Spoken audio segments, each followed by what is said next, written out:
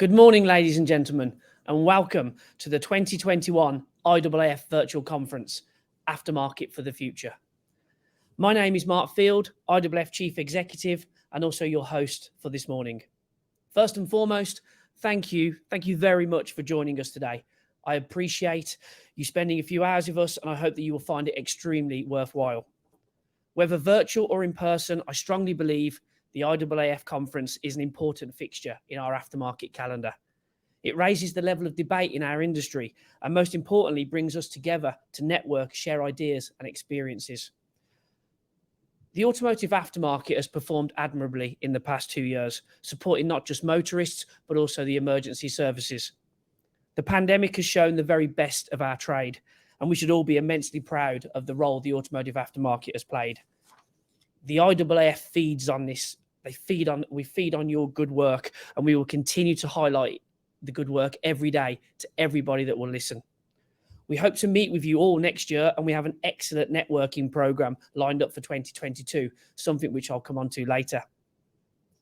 Whether we run these events as a virtual or public event, we can only do so with the support of our fantastic sponsors.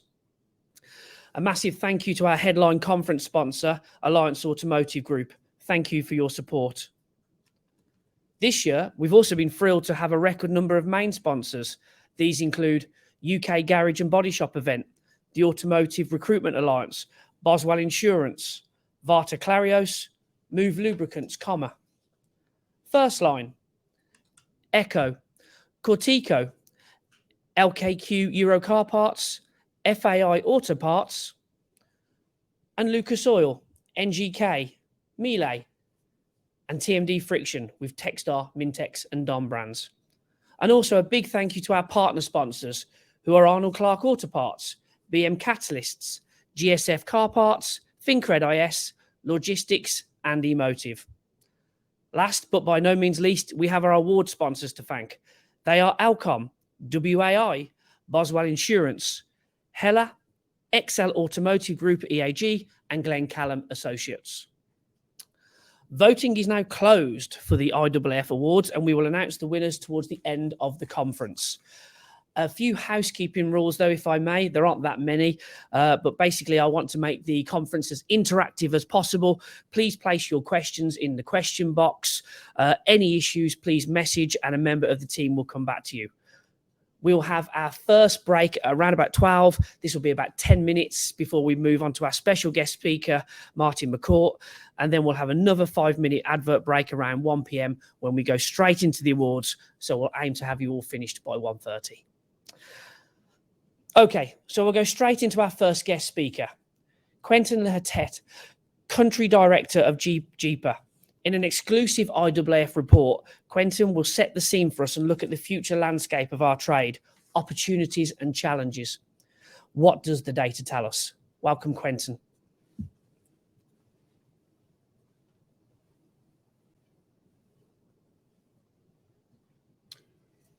Thank you very much, Mark.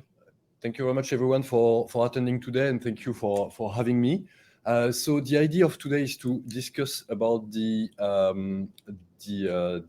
future landscape, opportunities and challenges for the aftermarket, and more especially the independent aftermarket sector, if we can say that. Okay.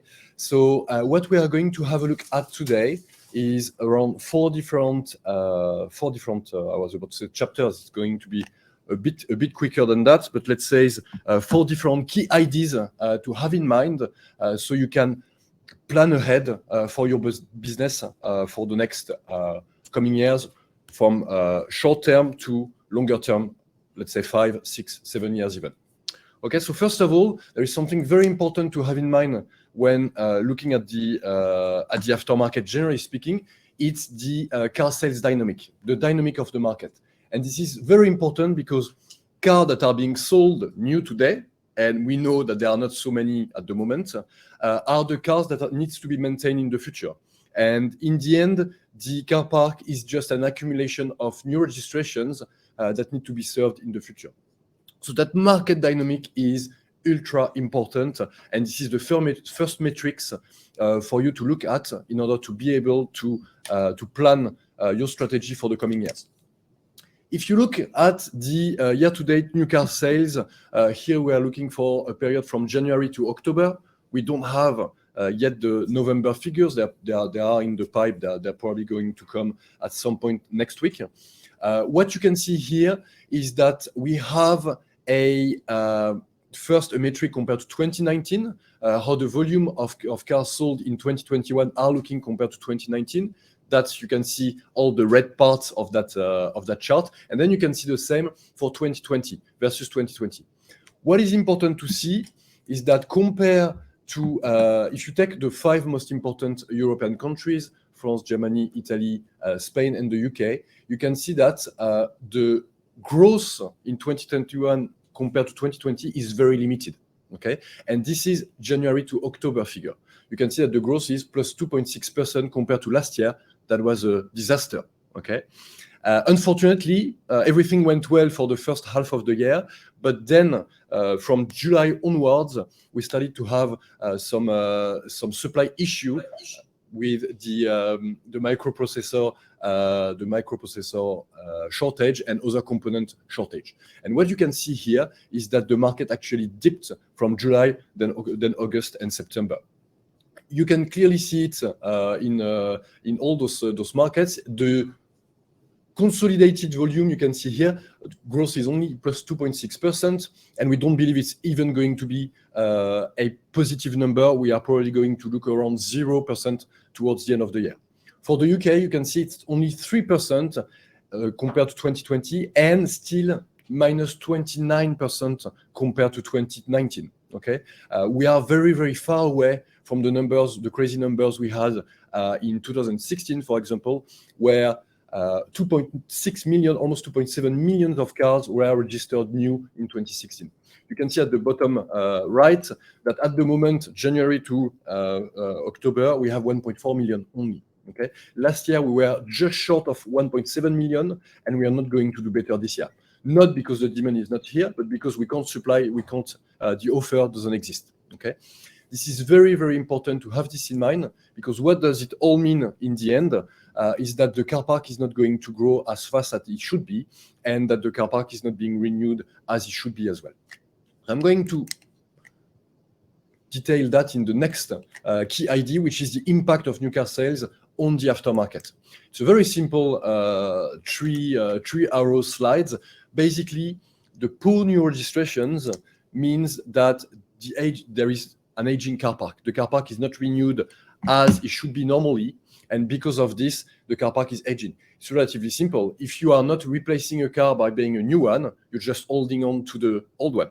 Okay, and what we can see is that the share of cars that are being written off are being delayed because there are no new cars to replace them. Okay, so because of this, the car park is aging. I think it was in 2017 or 18, the average length of life of a car in the UK was about 13.2 years old. We already overpassed quite by far 14 years old, and this is going to carry on increasing as long as we don't reach back a level of 2.4 million of cars, new cars being sold during the year. So that aging car park is very important. What this also means is that it gives the independent aftermarket an advantage. Why? Because in the UK, the car park age is relatively young compared to all the other 4 countries we saw earlier in Europe. And this 0 to 4 years old segment of the car park, which is supposed to be quite big thanks to new registration, isn't anymore. And it is shrinking. And as it is shrinking, and this is generally the sector that is the most loyal to the vehicle manufacturer network, franchise dealers, it goes to the independent aftermarket. Okay, so this is exactly why the independent aftermarket is going to benefit from this lack of new registration. An aging car park also means that the type of operation that needs to be made on those vehicles, that needs to be carried out, are more technical. You don't change a clutch when the car is 2 years old, or you shouldn't at least. Okay, you change those vehicles, those parts when the vehicle is older. Same for diesel injection, same for a lot of things. Okay, so this is very, very important to have this in mind. I prepare for you a picture that is going to explain probably much better. A picture speaks 1,000 words. So if you look at this picture, you can clearly see you have here the distribution of the workshop turnover in 2019 in the light green curves. It's 2019 workshop turnover split per age of car. All UK workshop turnover. I'm not talking about franchise dealers. I'm not talking about fast fits. I'm talking about everyone. Okay. What you can see is the workshop turnover forecast by 2023, as we forecasted it at the end of last year in JIPA.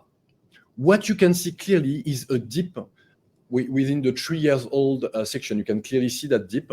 Basically, this is the lack of new registration of 2020. And as 2021 is not much better, it's not going to be better than 2020, this also means that this 2 years old should actually see the same dip.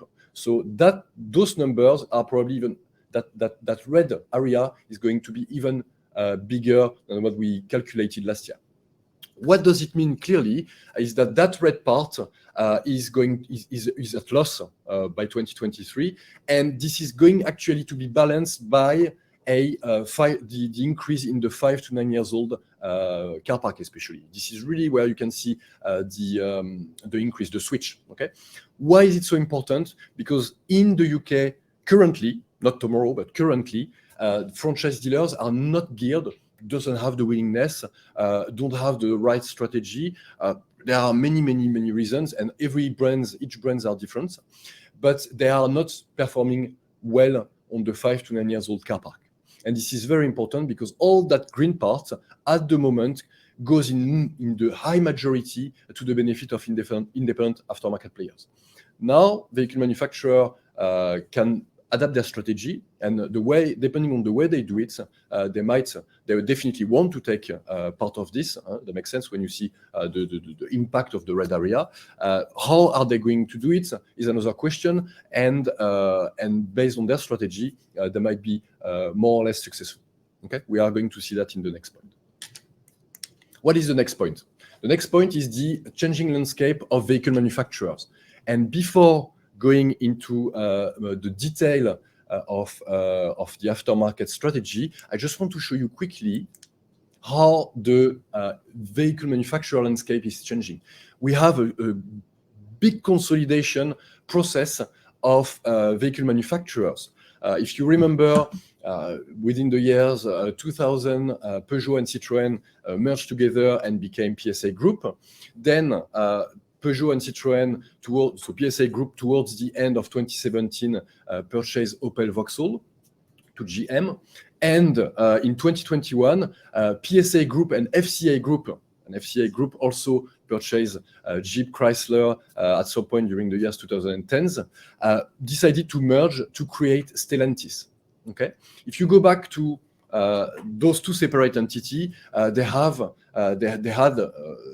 about less percentage of the car park. Now you can see that this group with all those brands, and there are some brands here that are missing. These are just the main ones. You could add Alfa Romeo and so on. You have this group represent over 20% of the UK car park. Okay.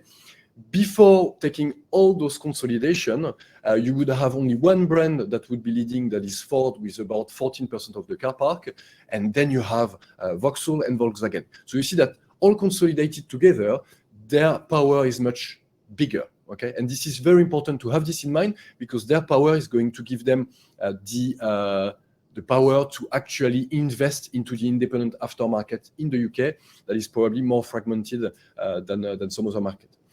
So we are in a situation where we are getting closer to markets like France or Germany that are actually led by some very strong brands. Volkswagen, Audi, Mercedes-Benz, and BMW in the UK, in Germany, 4 brands that represents the big majority of the German car park. If you take Renault, PSA, and Citroën, and DS in France, it represents the vast majority of the car park as well. By doing this consolidation, those groups are actually able to have more means and more impact on their own market. Okay, you can see Volkswagen Group represent over 18% of the UK car park, and if we take the last one, which is an alliance, Renault, Nissan, and Mitsubishi, it's over 9% of the UK car park. So this is very important because those groups, especially, given their coverage of the markets, they will be able to have more means and to invest more. Okay, when you have 1% of the car park, like Suzuki, for example, you don't do the same as when you have over 20% of the car park. You can't afford to do the same. Okay, so this is very important.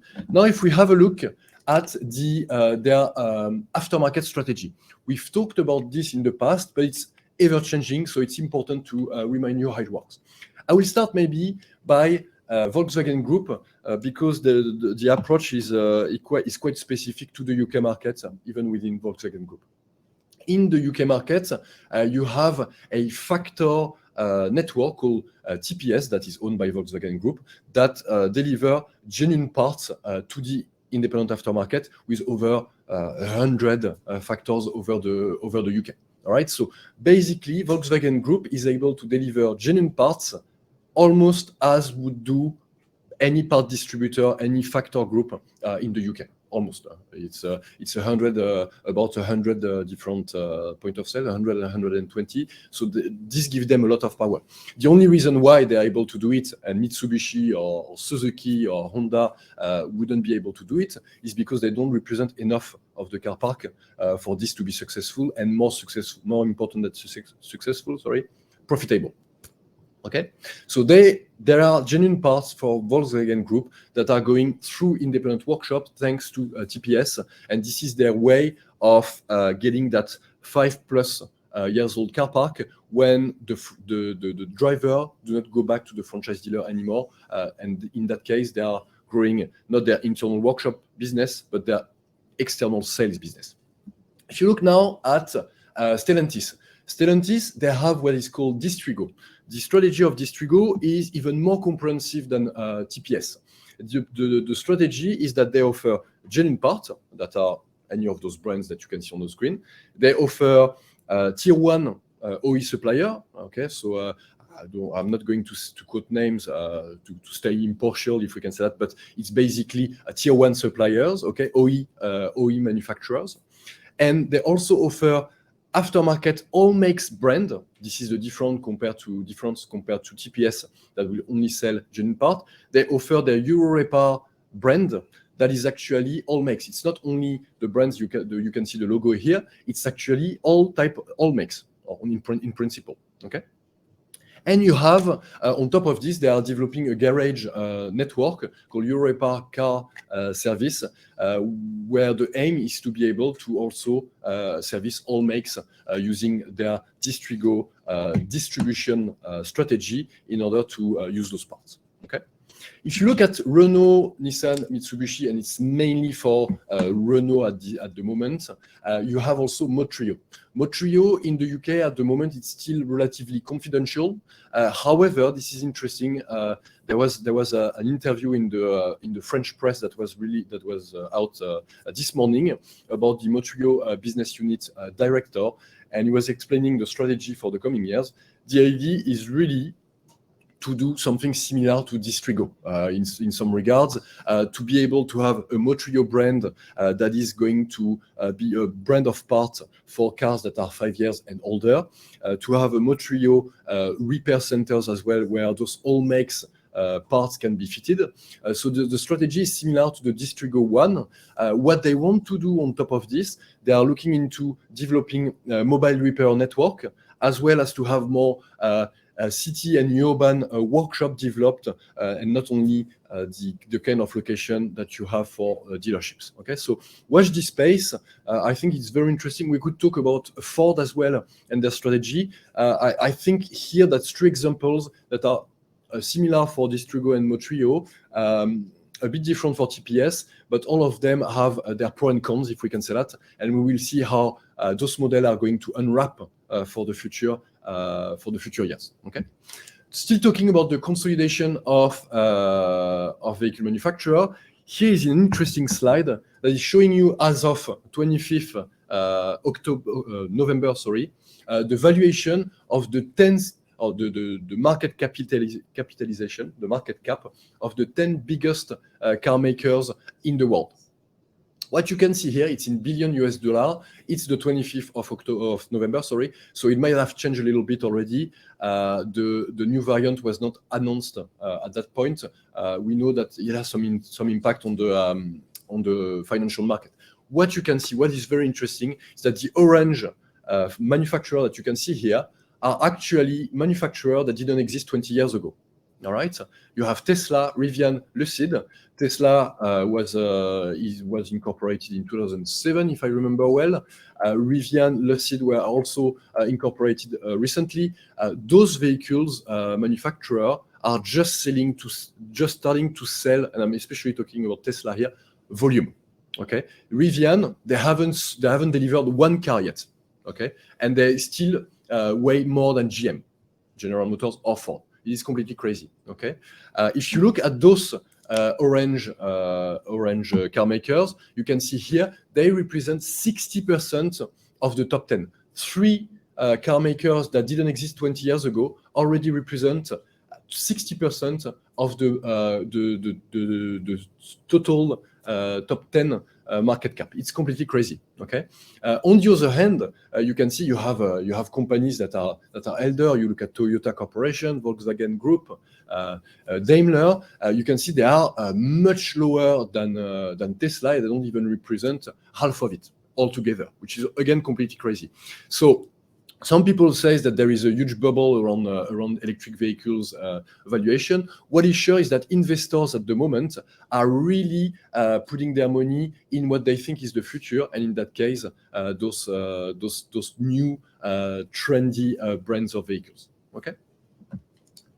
If we move now to the last point, which is the rise of electric vehicles, which is very similar to what we just talked about, because Lucid, Rivian, and Tesla are only producing at the moment electric vehicles, pure electric vehicles. Sorry, you can see that here we have, if we take the 5 countries we saw earlier, you have the split of the new registration per type of engine. Okay.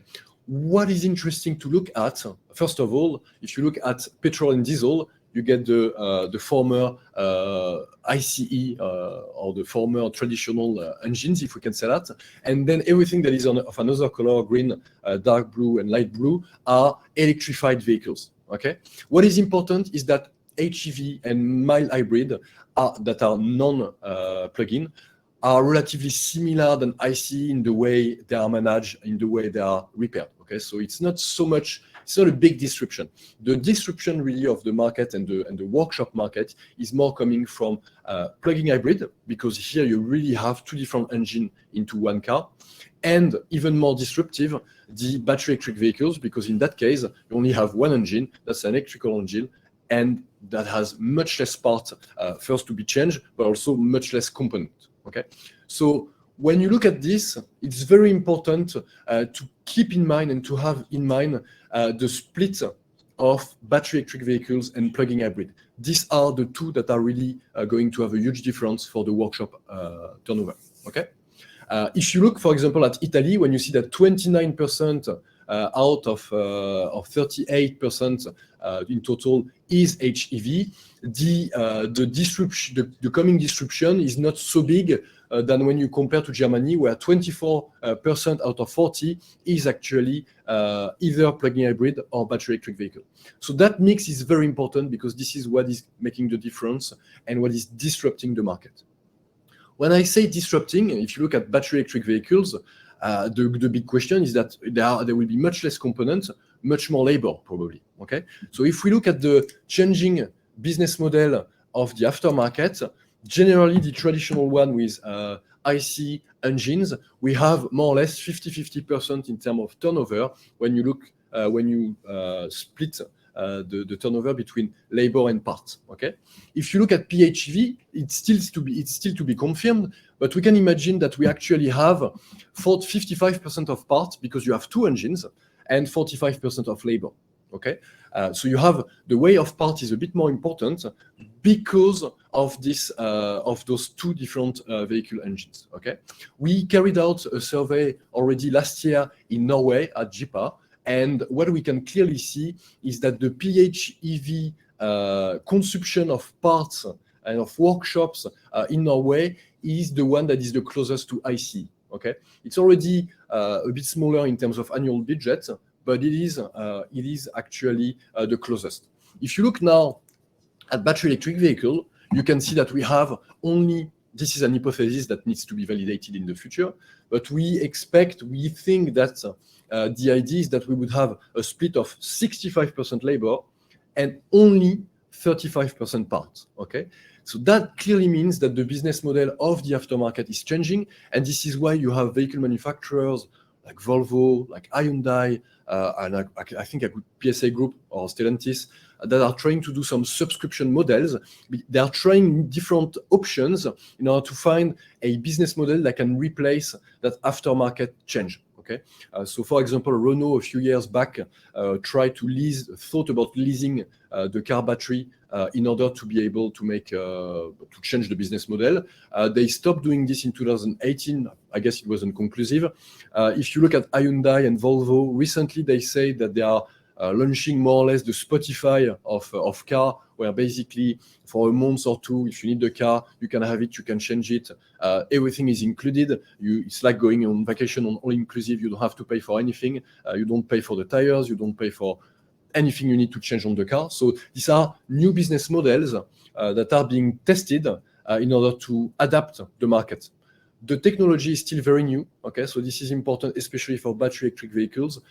Batteries are evolving almost on a daily basis. The technology is ever changing.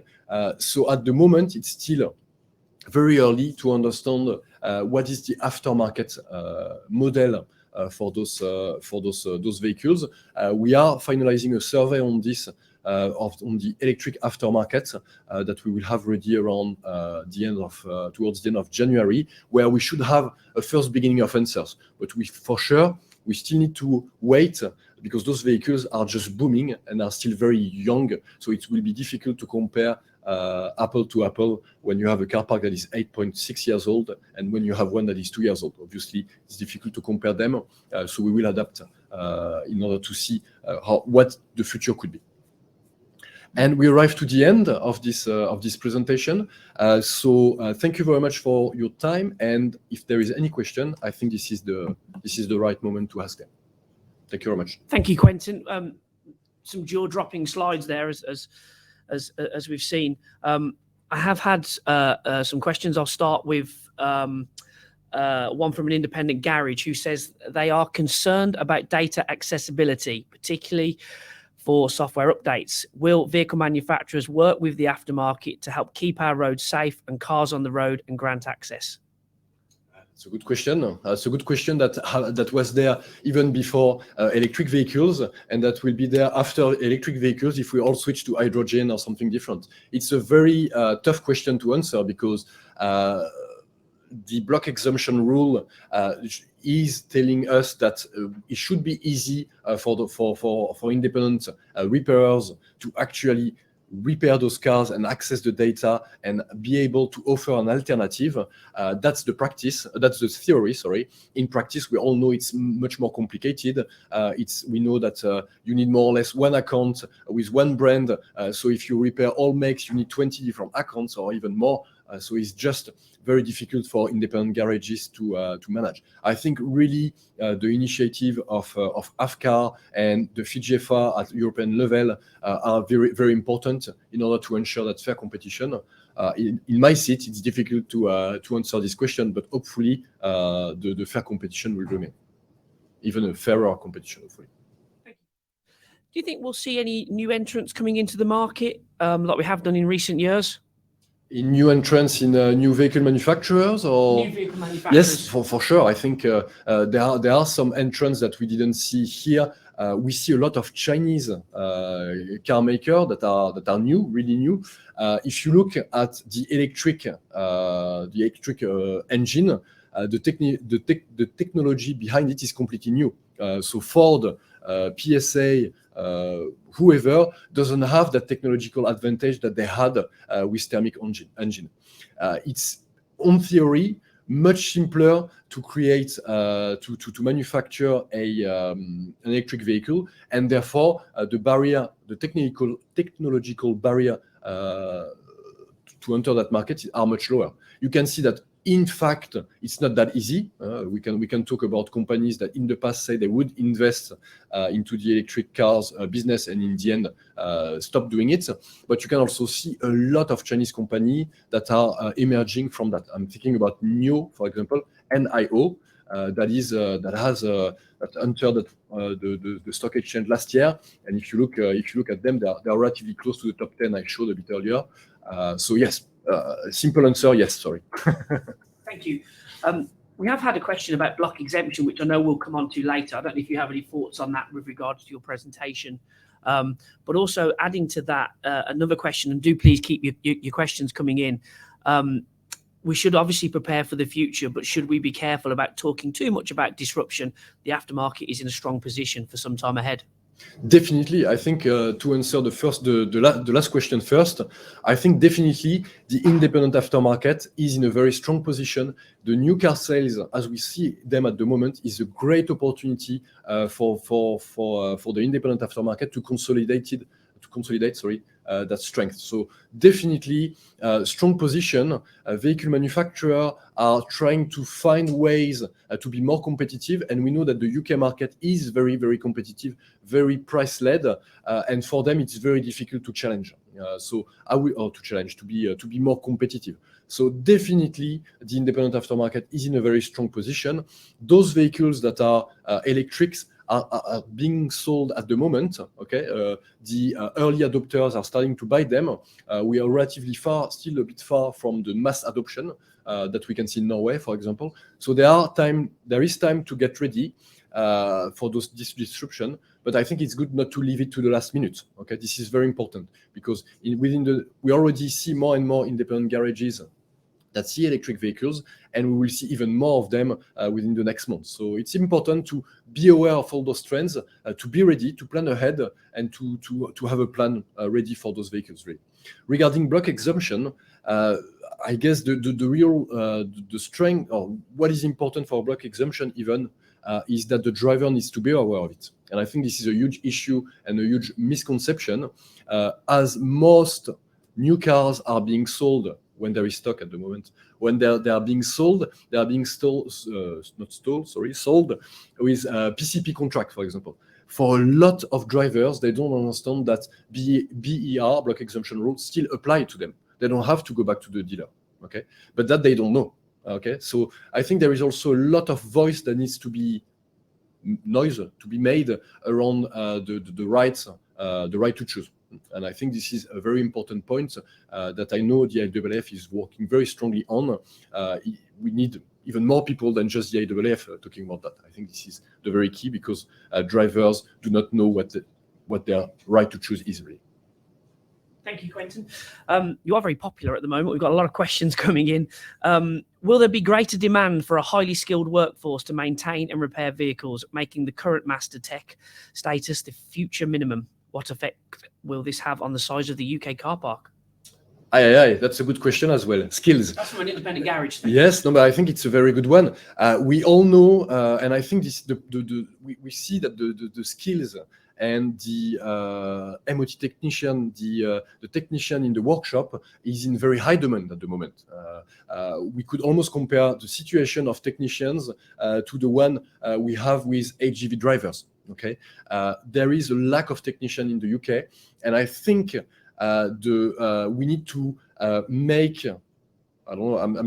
I'm just using that word, that sentence on the spot, but make almost the job of technician great again. I think a lot of people have a misconception about technician and mechanics, and for that job needs to be started from secondary school. Really, people need to understand better what are the options, and students and young students at school need to understand that actually cars are sexy, if we can say that.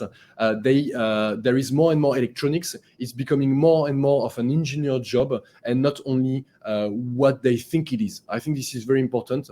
They need to understand better, and that job needs to be demystified so we can create a new generation that is appealed by that kind of job. And I think really it starts as early as when children are 10, 15 years old to build that perception of the market.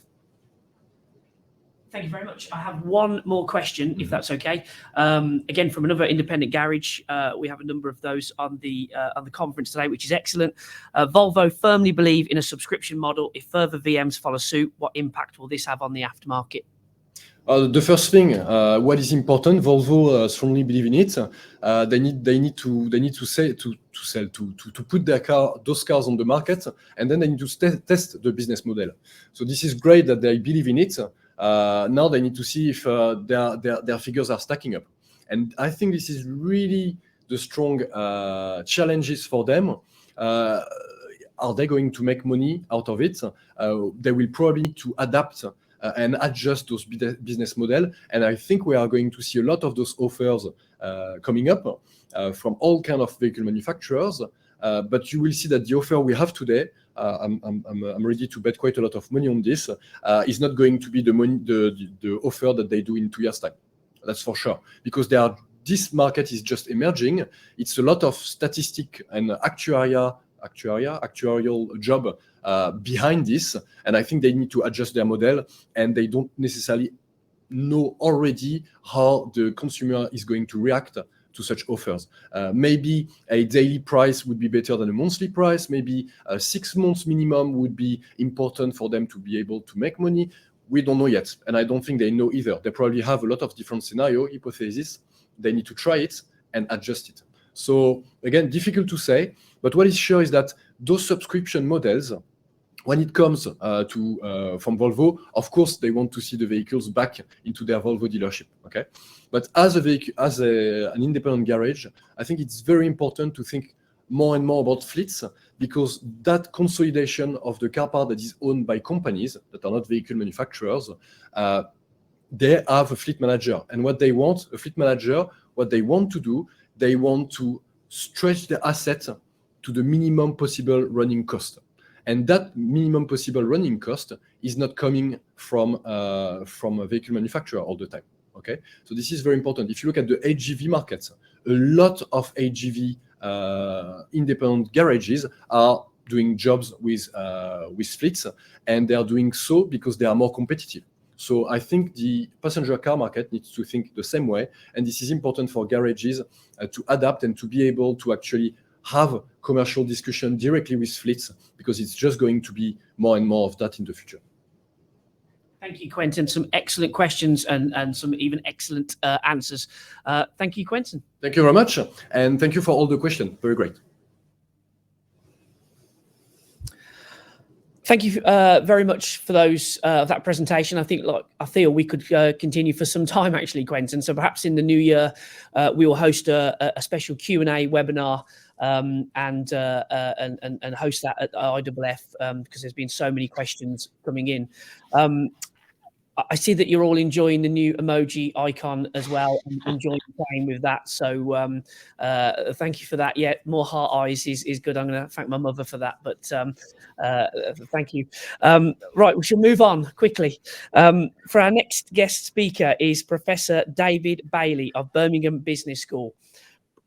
Professor Bailey has been instrumental in exploring the impacts of Brexit on the UK automotive sector and manufacturing. He's written extensively on industrial and regional policy, especially in relation to manufacturing and the automotive industry. His latest co-edited book, Keeping the Wheels on the Road, UK Automotive After Brexit, has recently been published by Bite Size Books. David is a regular media commentator and newspaper columnist. Welcome, David.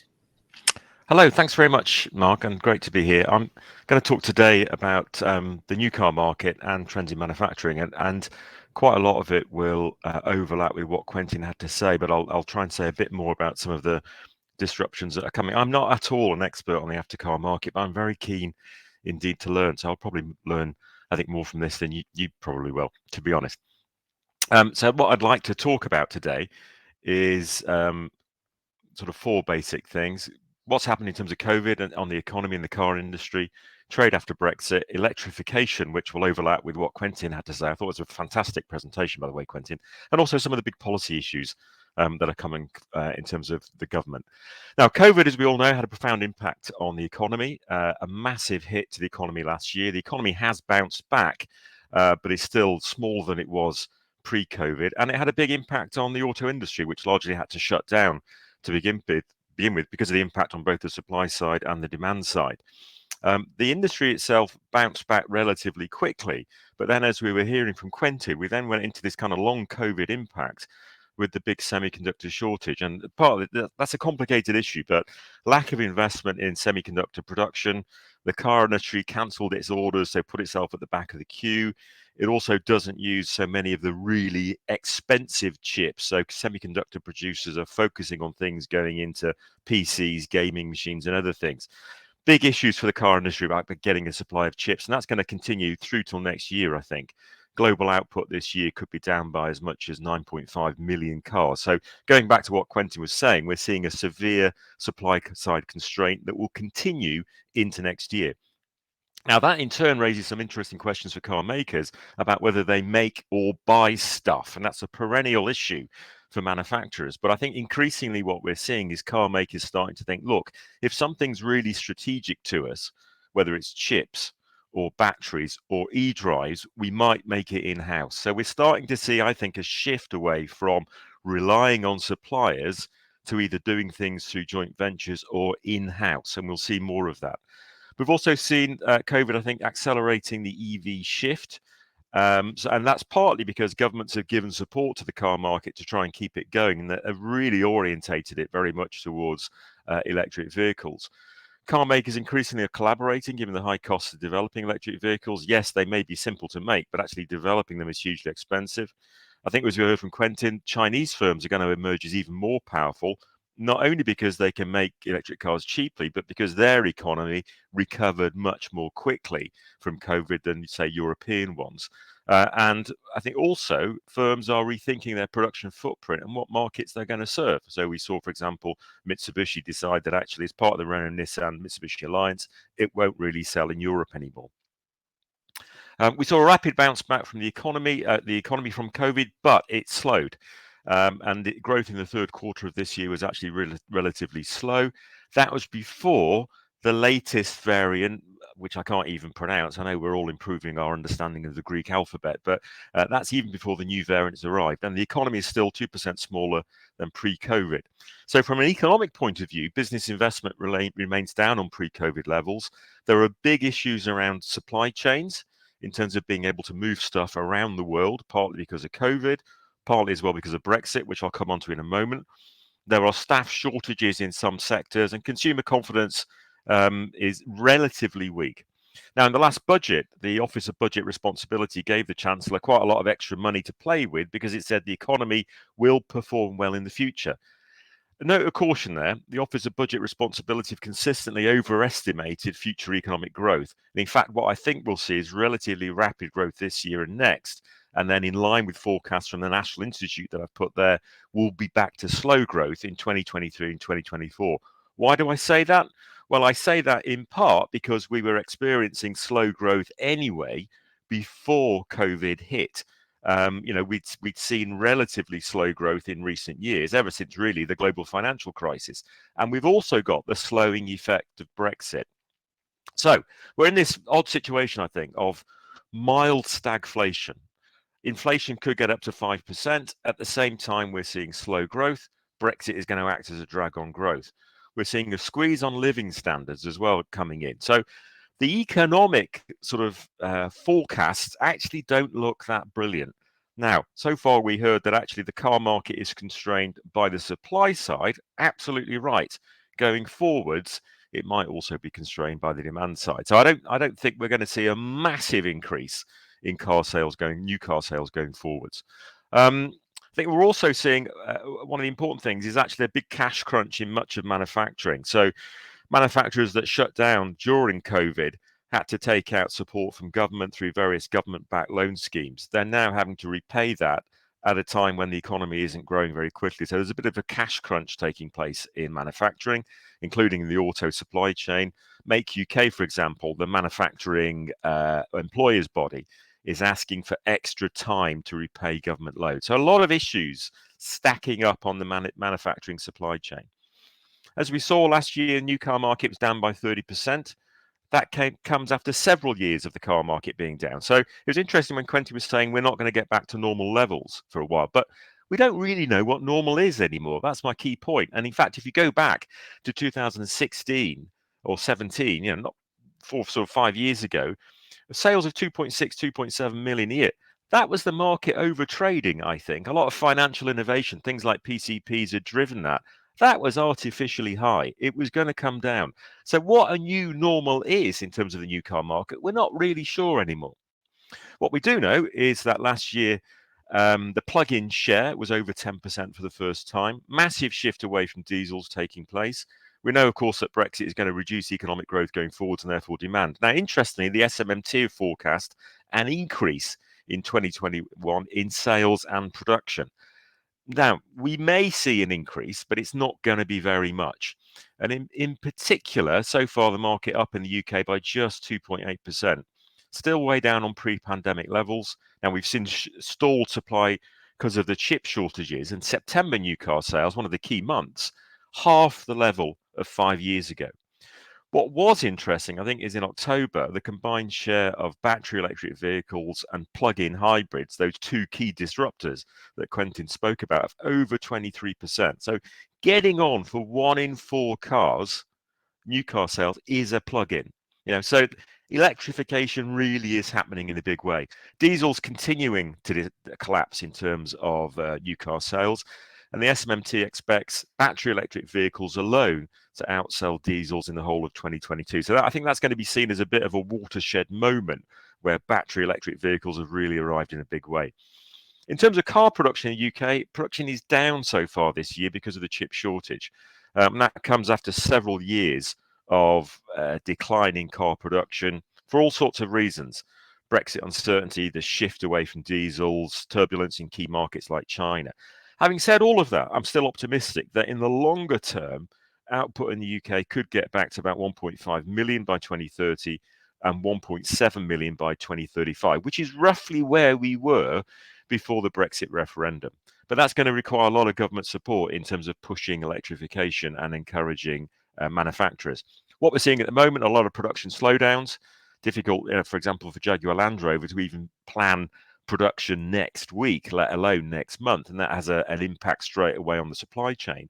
And we're also seeing firms really focus on high value models, cutting options down and limiting chip use wherever possible, even in some cases going back to having old-fashioned analog dials in the cockpit rather than digital ones, which as a kind of old-fashioned person, I actually rather like. I like to have old-style analog dials in my cars.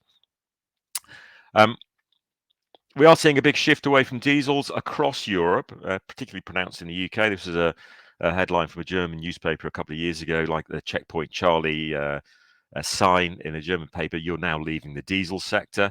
That's going to continue. This is just simply showing that pre all the tax breaks that were given in the early part of this century, diesel sales in Europe were about, 10-15%. I was expecting them to get back to 10 or 15% by 2025 across all of Europe.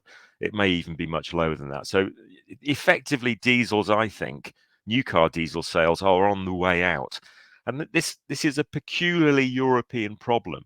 It was European manufacturers who decided to use diesels to reduce tailpipe emission and meet policy targets. It was, in hindsight, the wrong thing to do because of all the other issues that have come along. Happy to talk about that, but I think essentially diesels are on the way out.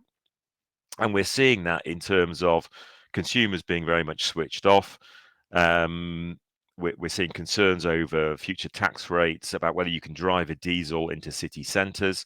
We're seeing a lot of pullouts from the diesel sector and firms saying we've made a mistake on that. Only BMW is really committed to diesel going forward. And to be fair to them, they've got some very good, clean diesel engines. And interestingly, it's one of the firms that have not signed up to the COP26 commitment on how much of their sales should be electric by 2030. It's going to be interesting to see those firms that didn't sign up to that, BMW, Toyota, and a few others, whether they're actually on the wrong side of history, as it were, and how consumers will react to that. But bear in mind, some segments are still very heavily diesel dominated, particularly large SUV segment, where diesel still dominate the market. We're also seeing clean air zones coming in across the UK. Here in Birmingham, where I'm talking from, one has been in operation for a while now. If you're driving an older diesel in particular, you're paying £8 a day to drive into the city. So some people I know have got older, lovely old diesel Jags, for example, paying over £100 a month now to commute into the city. That is going to further push people away from diesels, even though the latest diesels comply with the clean air zone. I think people think, well, things are going to tighten up in the future. So it's going to stimulate a further shift in the big cities towards, I think, plug-in hybrids and battery electric vehicles. We've got the bans on ICE-only vehicles coming in. So in the case of the UK, it's a 2030 target and 2035 for hybrids in some form, although we still don't know yet what form exactly, because the government hasn't yet decided. It's not just the UK. Other countries are doing this as well, and also cities across Europe. So this is a European-wide phenomenon. It's, as Andy Palmer, formerly of Aston Martin, said, that's a moonshot. Now, for a moonshot, we need a NASA to get us there. And I don't think we have that really yet. So the 2030 target, it's the right thing to be doing. It's doable, but the government has got to spell out a lot more clearly, excuse the pun, what the roadmap is for how we get there. And as somebody who's been driving an electric car for 7 years, I can tell you it's a lot more difficult these days to find a charging point, because I'm not the only one driving an electric vehicle anymore. There are lots of other people competing for them. So the infrastructure in particular isn't keeping up. We've got to think about things like tax rates. And, you know, I think Quentin mentioned Norway.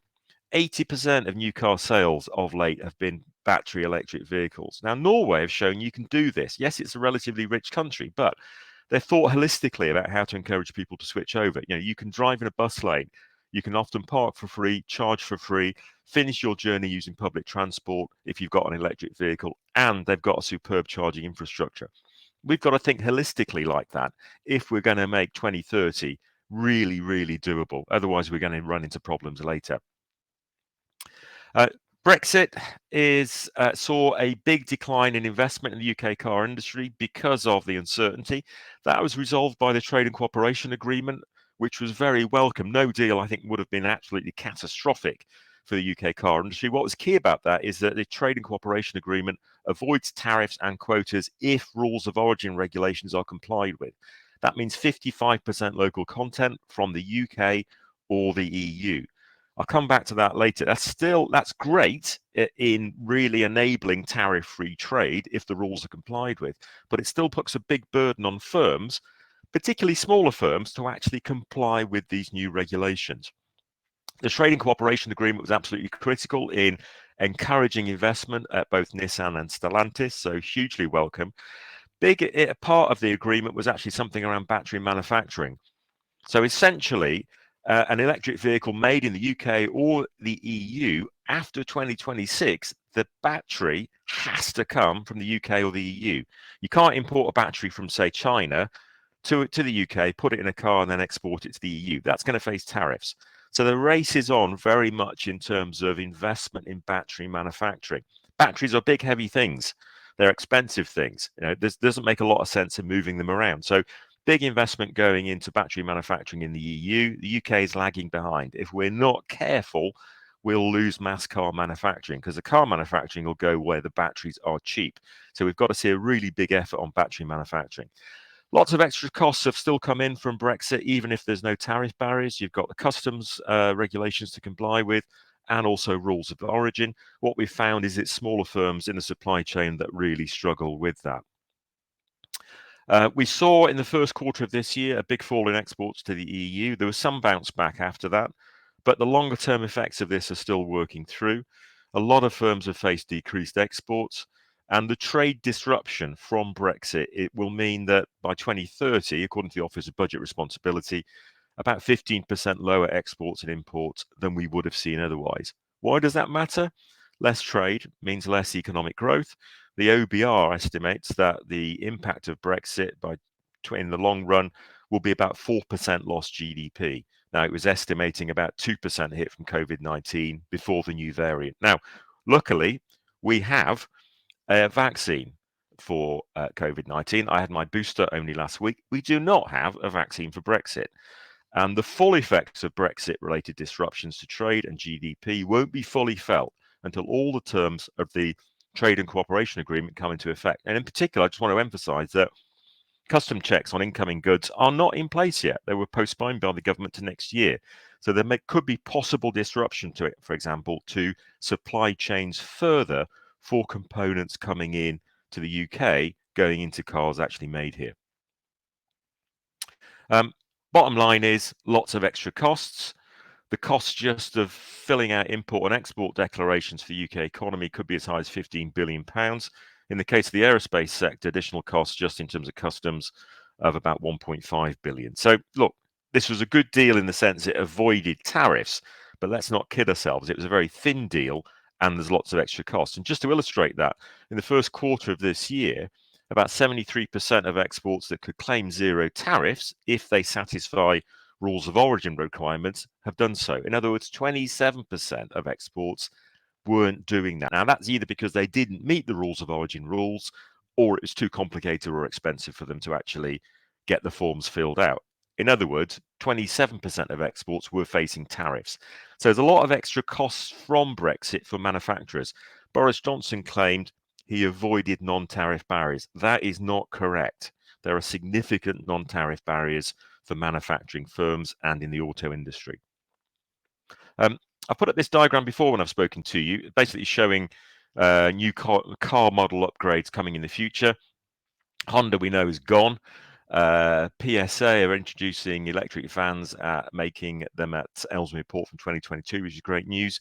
Some big decisions coming up in the future for some of the big car makers. So Toyota, for example, looking at whether to replace the Corolla from 2024. Nissan have already said they'll continue Qashqai production. I think the most uncertainty from my point of view is actually around Jaguar, where the new boss, Thierry Bolloré, at JLR had scrapped the platform that was going to underpin 3 models, and I'm not quite sure where they are on the Jaguar side of things. I even wonder as to whether they're actually looking at whether by developing a separate platform for Jaguar, at some point they may look at trying to sell it off as a brand. But I've got no evidence to back that up at all. What we have seen is huge investment in different areas of the auto industry, whether it's autonomous technologies, eco-mobility. Brexit affected investment in a lot of those, so we've got a bit of catching up to do, I think, going forwards. Now there is a trade deal in place. The shift to electric vehicles is really only just beginning, and as the cost of them comes down, as battery costs get down to less than $100 per kilowatt hour, we'll see a tipping point around 2023 to 2028. That's when the electric vehicle will really outcompete the internal combustion engine. So for a new car buyer, I don't think there's many reasons to buy an internal combustion engine car after 2025. So that from the middle of this decade, that's when we'll really see electric vehicles outcompete the internal combustion engine. Also, that's very much driven by European regulations, which the UK has adopted as well, which really fine car makers if their fleet emissions exceed a certain level. So very much driven by regulations, but we're also seeing the cost of battery electric vehicles come down, the range improve, and people, once they've tried them, actually like them.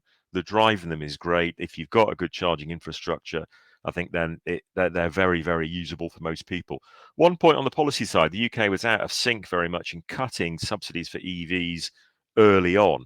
And the government was trying to scrap them completely until there was a big backlash.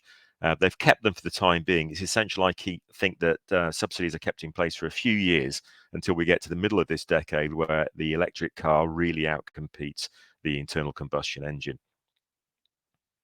UK policy overall has been helpful, so government support for innovation, things like batteries has been hugely useful. But the support on offer from the government for things like battery gigafactories is actually really small compared to what's happening in Europe. So we're going to have to multiply that by 5 or 10 if we're really going to attract 5, 6, 7, 8 big gigafactories to the UK to make batteries at scale. So far, there are only concrete plans for one, and that is from Nissan and its partner Vision up at Sunderland. We need to see a lot more of that going forwards if we are to maintain mass car production in the UK. So just to finish off, the Brexit deal, the trade agreement was hugely important for maintaining car manufacturing in the UK. There's going to be a really big emphasis on battery manufacturing. The government really needs to promote take-up of electric vehicles much more broadly, and it needs to be supporting manufacturers and the supply chain shift over, but also skills in the industry, including in the aftermarket. And we need a much better charging infrastructure in place. So we've got to look, for example, to examples from Norway, where they've really gone for this in a big way, and they've put all the pieces of the jigsaws actually in place. So, at the moment we've got a 2030 target, but I think that's very much a date without a plan. We need to be doing a lot more to get to 2030 in good shape. A final point is a lot of standards are actually set at European level. Previously, the UK was very successful at influencing those for the UK car industry. We've got to think how we continue to cooperate with the EU, given that we're going to be outside it, given how important the EU is for setting standards in the auto industry going forwards. So just a quick slide to finish off. I can't remember who it was, whether it was John Lennon or a famous philosopher, but revolutions often take much longer to arrive than you anticipate and then unfold extremely quickly. So the picture on the left, I've taken this from the BBC website, is Easter morning 1900, Fifth Avenue, New York City. All horses and carts, one car. I think that's electric, by the way. 13 years later, all cars, a mix of electric and petrol. But basically, that transition took place very quickly. We're going to see something similar over the next 5 years. Thank you very much. Thank you, David. Thank you very much. That was brilliant. I've been trying to get David to speak at our conference for about 10 years now, since I heard you speak on BBC Radio. Fantastic content, fantastic questions coming in. David, if you're okay, I'm going to start with a couple. There's a lot of talk about batteries. What is your view on hydrogen, and how will this have an impact on batteries? Yeah, very good question. So some people think hydrogen could be an alternative for batteries in the mass car market. I don't think it will. I think we'll see hydrogen used primarily for commercial vehicles, buses. There may be a use in the luxury car market where the price can absorb the cost premium. Although how luxury car makers sell that to people when they have to stop and charge up with fill up with hydrogen at essentially a bus stop or lorry park, I don't know.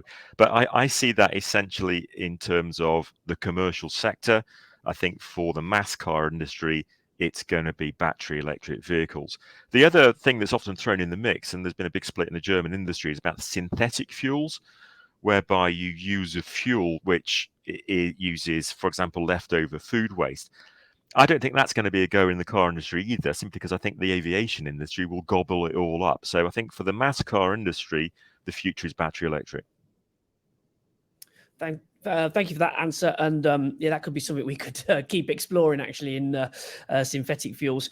Another question, if I may, what is David's view on the uptake for personal e-mobility solutions such as e-scooters and e-bikes and their effect on vehicle uptake for young people? They face challenges with license acquisition and affordability. Yeah, very good question. In fact, we're seeing in the US a decline in young people getting a driving license, which is really unusual because in many states a driving license is effectively your form of ID. So I think particularly in cities, young people find insurance costs very high. And if I go back, I've been teaching in higher education a long time. Go back 30 years, and I ask my students how many in a car. Most people will put their hand up. Today, it's actually quite few. And I think there are lots of alternatives in cities. So you see a lot of our students using e-scooters, whether legally or illegally. There's a legal scheme in the Birmingham where you can rent them, and also e-bikes. However, I think what that means is that people tend to postpone the decision to get a car until later in life, maybe until they have a family, move out to the suburbs or something. So I think it may mean a postponing of vehicles.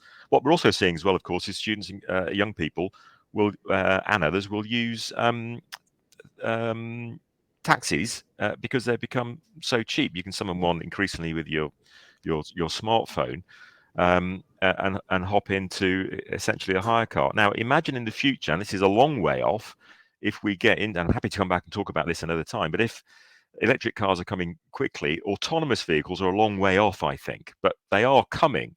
And if in 15, 20 years' time, you've essentially taken the driver out, you're summoning an autonomous taxi, that's going to get even cheaper. So people won't really need to own a car in urban places, at least. Thank you for that, David. I've seen those e-bikes around Birmingham. I've not had a go on one, as the production team here will testify. I am probably the most clumsiest person in the UK. Just one more question. I might squeeze in another one. Where do you see Her Majesty's government going from an automotive regulation / legal point of view, in line with EU, or tempted down a UK isolated route?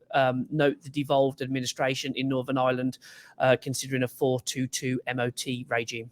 Yeah, it's a very good question. I don't know the answer to that. I think that the government has the right to deviate from EU rules. If it does so, there can be consequences in terms of a reassessment of the Trading Cooperation Agreement and possible trade barriers. So, we've taken back control in the sense that theoretically we can do what we want, but if we do what we want, there could be trade implications. From the industry point of view, in terms of making vehicles, there's no pressure to deviate because car makers don't want to have to make to two different standards and face extra costs. In terms of how we think about things like the aftermarket block exemption, how frequently we test, there may be scope to do things differently. But you've got to remember that car makers are actually making for the European market, so we cannot be too different, I don't think. Okay, now we'll come on to that a bit later on. Final question, if I may, what is your view on the recycling of lithium batteries? Again, we could probably do a whole different webinar on this. This is currently a very intensive process and expenses. Are you aware of any developments in this area? Yeah, it's a really good question. In fact, it's something we've really got to spend a lot of time and energy on. There's various work being done in UK universities on this in terms of being able to find ways to foster recycling. I think they will come, and I think we have to think very much in terms of a circular economy when it comes to batteries. Not only in terms of batteries at the end of their car life being recycled back into cars, but they can also be used for things like home energy storage, but also into sort of battery stations, which then store the energy from sustainable energy, which may not be coming when you want. So I think there's issues about whether you use the batteries to do other things or whether you recycle the materials back into use. But that's going to be absolutely critical for a number of reasons. One is supplies of lithium globally may be limited. They may come from places we not be very happy with, and increasingly China is going to have a key central position in the supply chain. Even if the lithium isn't from China, they may be getting the lithium to process it. So do we really want to be so reliant on China going forwards from a security point of view? I don't think we do. Therefore, we've got to think about alternative sources, including recycling. Thank you very much. Thank you for answering those questions. My pleasure. Thank you to the audience. Thank you to our members for these fantastic, insightful questions, and thank you for the vaccine for Brexit line as well. That was very good. Thanks, David. Thank you. Right, we'll move on to our next speakers, and we welcome Sophia Mer and Christopher Lowe from the DVSA's Market Surveillance Unit. They will provide us with an update on their market activity, raising standards and compliance, both now and in the future.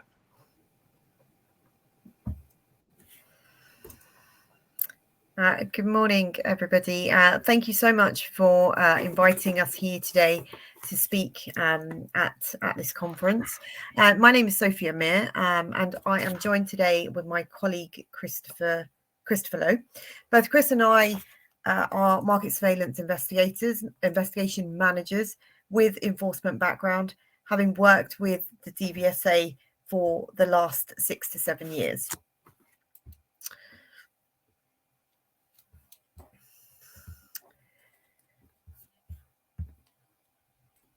So in terms of what we're going to be covering today in this presentation, we'd like to cover a little bit about who the Market Surveillance Unit are and what we do, how the Market Surveillance Unit supports the automotive aftermarket industry. We'd like to cover a few of our work programs and then discuss in particular with relation to this conference today, the aftermarket emissions controls, brakes, LED headlamps, bulbs. And then we'd like to finish with a small explanation about the guidance that we currently have and the intelligence through the .gov website.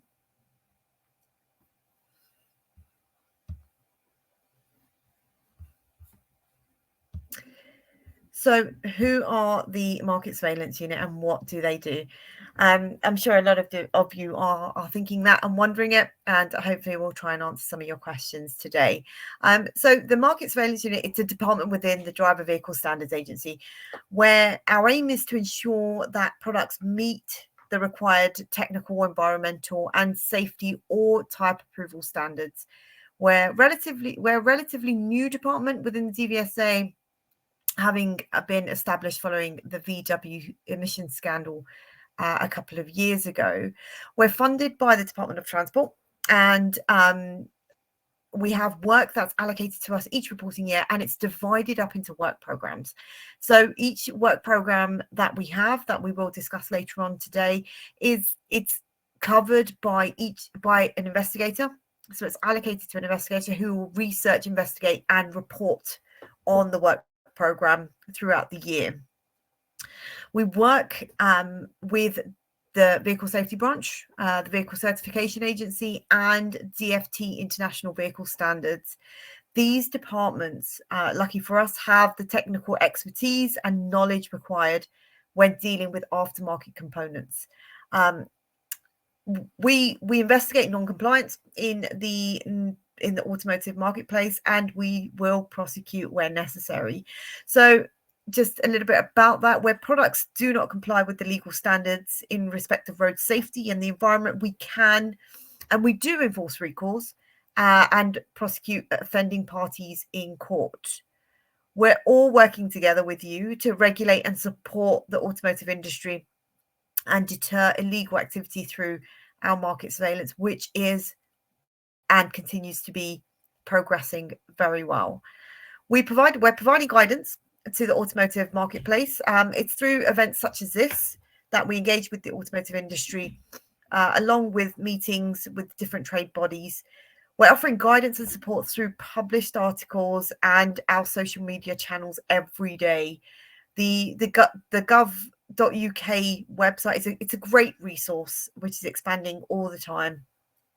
Contains updated guidance for suppliers and consumers on matters such as aftermarket caps and DPF tampering, tire labeling, light trailers, etc.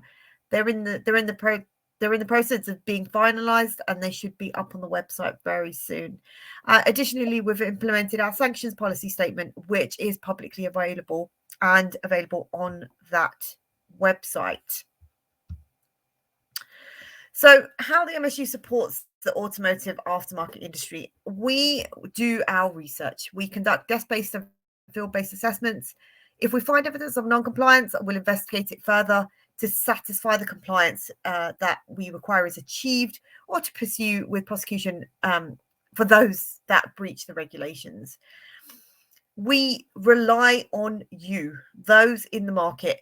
You can be a very useful source of intelligence for us. The Market Surveillance Unit is open to receiving intelligence from anyone. We have a new intel reporting page, and all intelligence received is triaged through the intelligence unit. And where it is of sufficient quality, we will undertake our own investigations and will come to a judgment on whether there is a case for prosecution or another type of enforcement action. The address of our intel page will be provided at the end of the presentation. So where we have evidence that suggests non-compliance against the regulations, we will carry out rigorous tests of the products to establish if it is non-compliant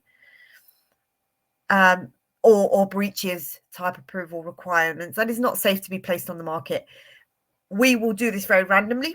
We will do this under our broad market surveillance. We will do in testing. We will do test purchasing, and we will buy products from the market as if we are a member of the public. We will do this because that's how we will get a true reflection on the products that are out there.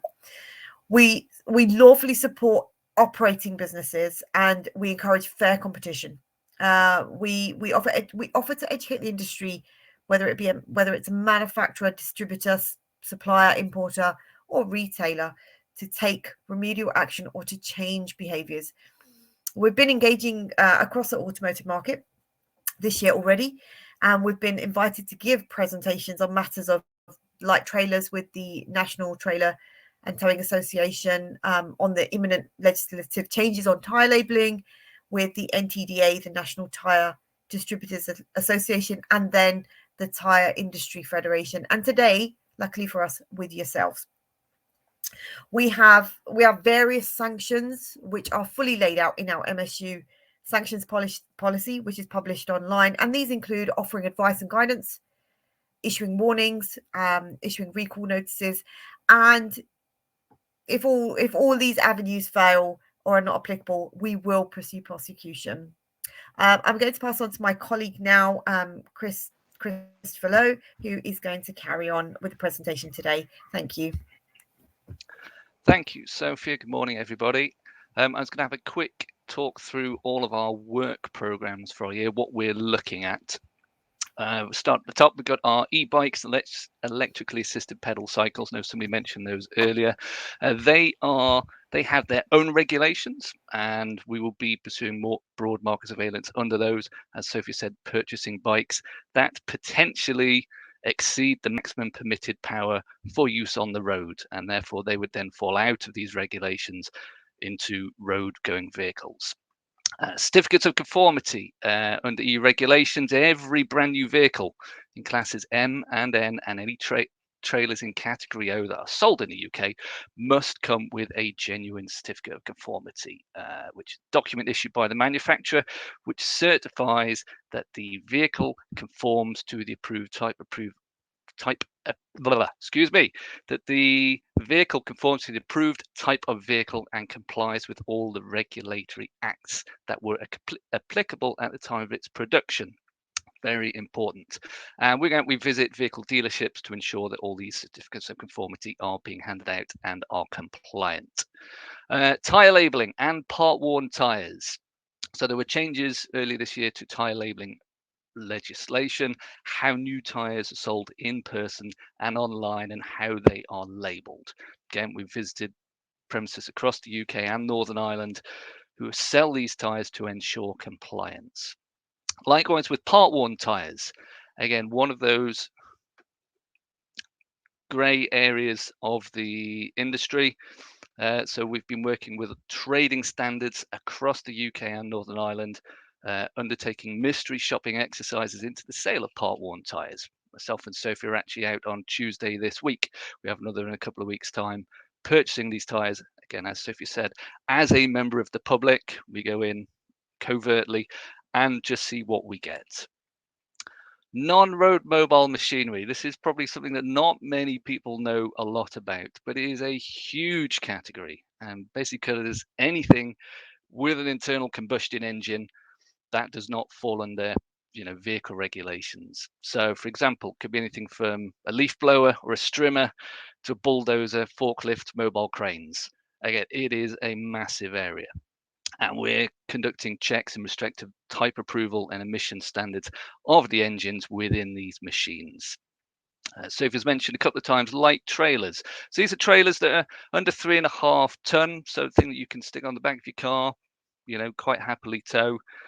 And there's an increasing amount of illegal imported trailers entering the UK without type approval or certificates of conformity, which pose a serious safety hazard to the users and other road users. So again, we are doing our broad market surveillance into these manufacturers, into these trailers, into these suppliers.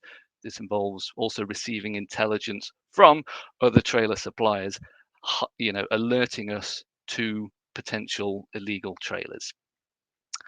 Another quite big area is motorcycle helmets. You can go onto Amazon, you can buy, or any other online selling platform, and find a motorcycle helmet, in the style of a superhero. It has zero safety properties, it has zero type approval, but it's just being imported from abroad. So we're working with major online retailers and in store to ensure that these products, where they are identified, are removed from sale, because they are a serious safety hazard.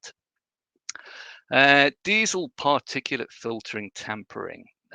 It's been mentioned a couple of times about ultra low emission zones within cities, because we're now all aware of the impact of health and on the environment, the damage caused by diesel particulates. And there are garages and individuals offering the services to remove diesel particulate DPFs, remove the bit within it that removes all the particles, and which obviously is illegal.